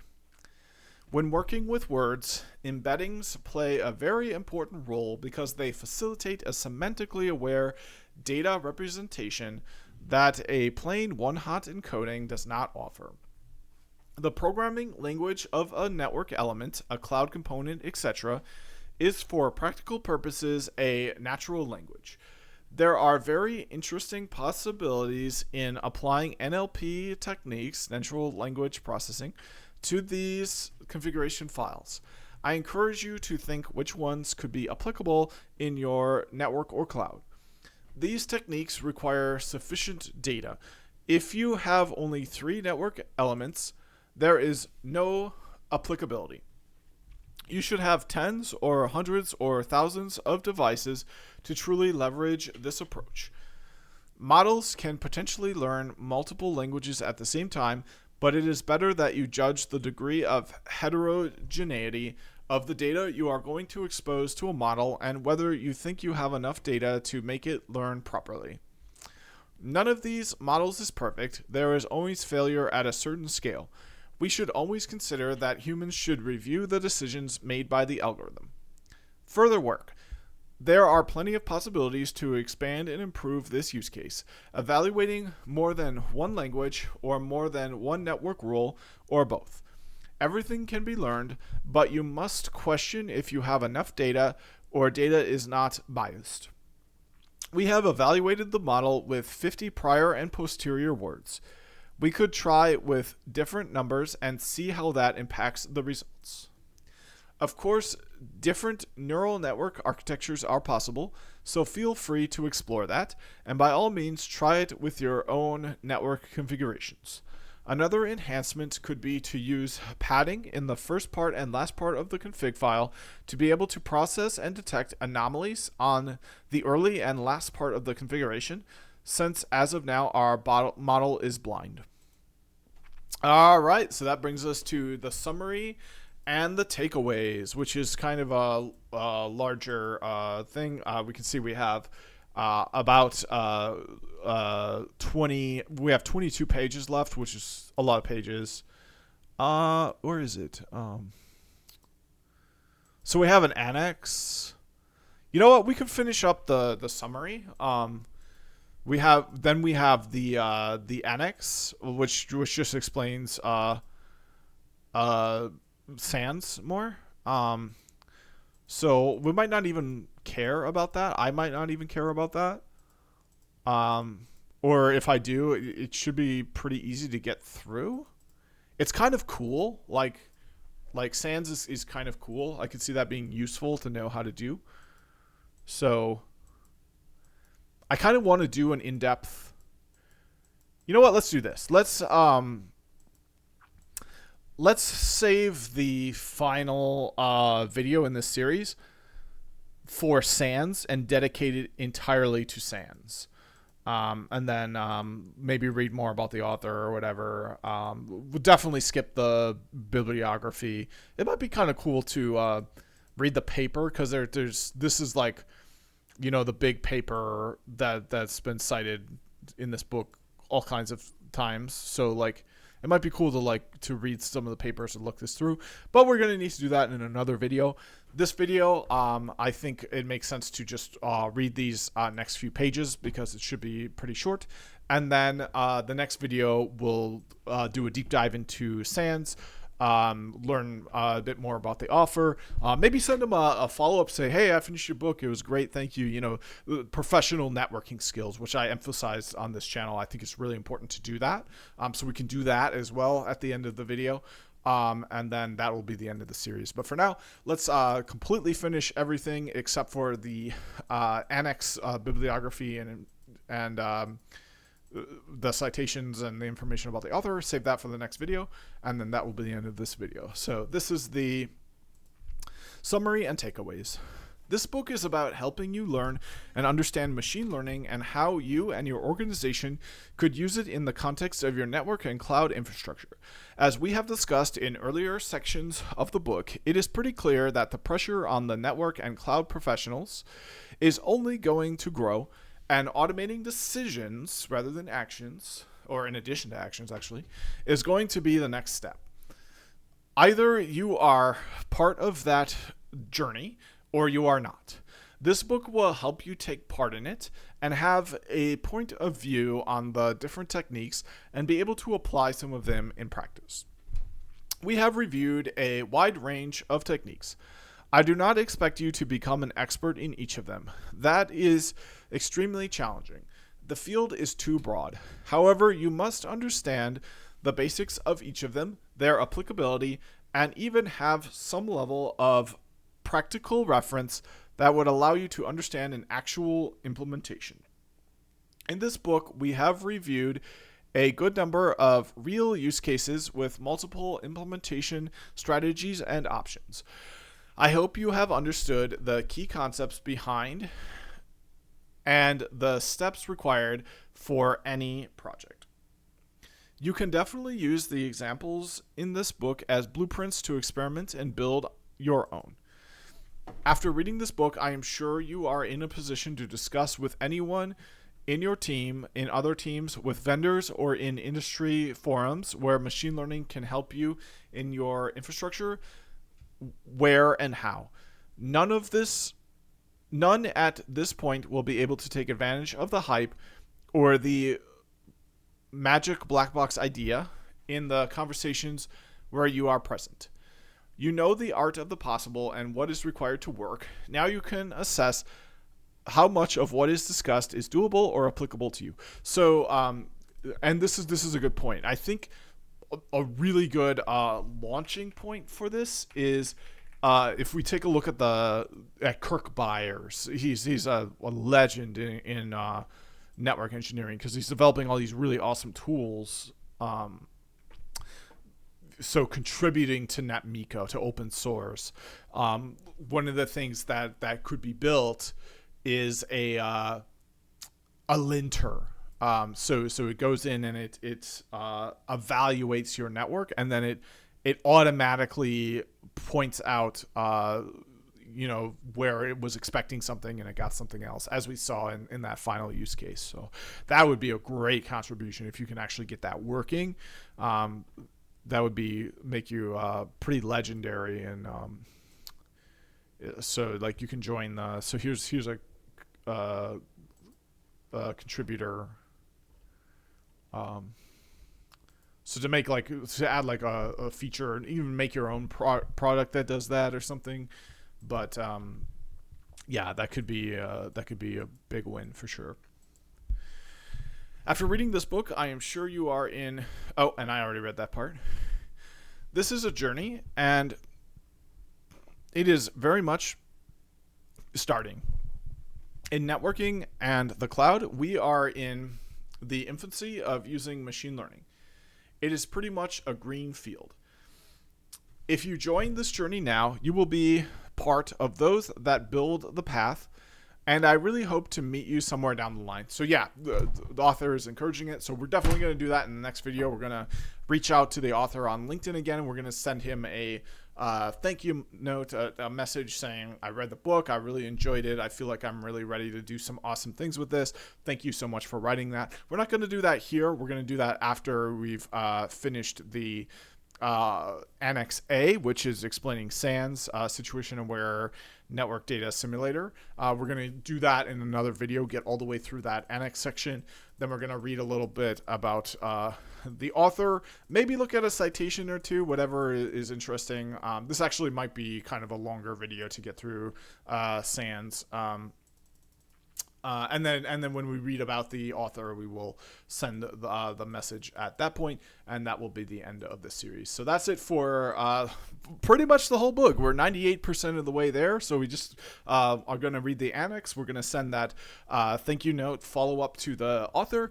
And then if a citation or two looks interesting, we might dive into that. But I don't want to spend too much time on that. That's kind of a bit out of my wheelhouse. I've got other things I want to do, certifications, reading other books.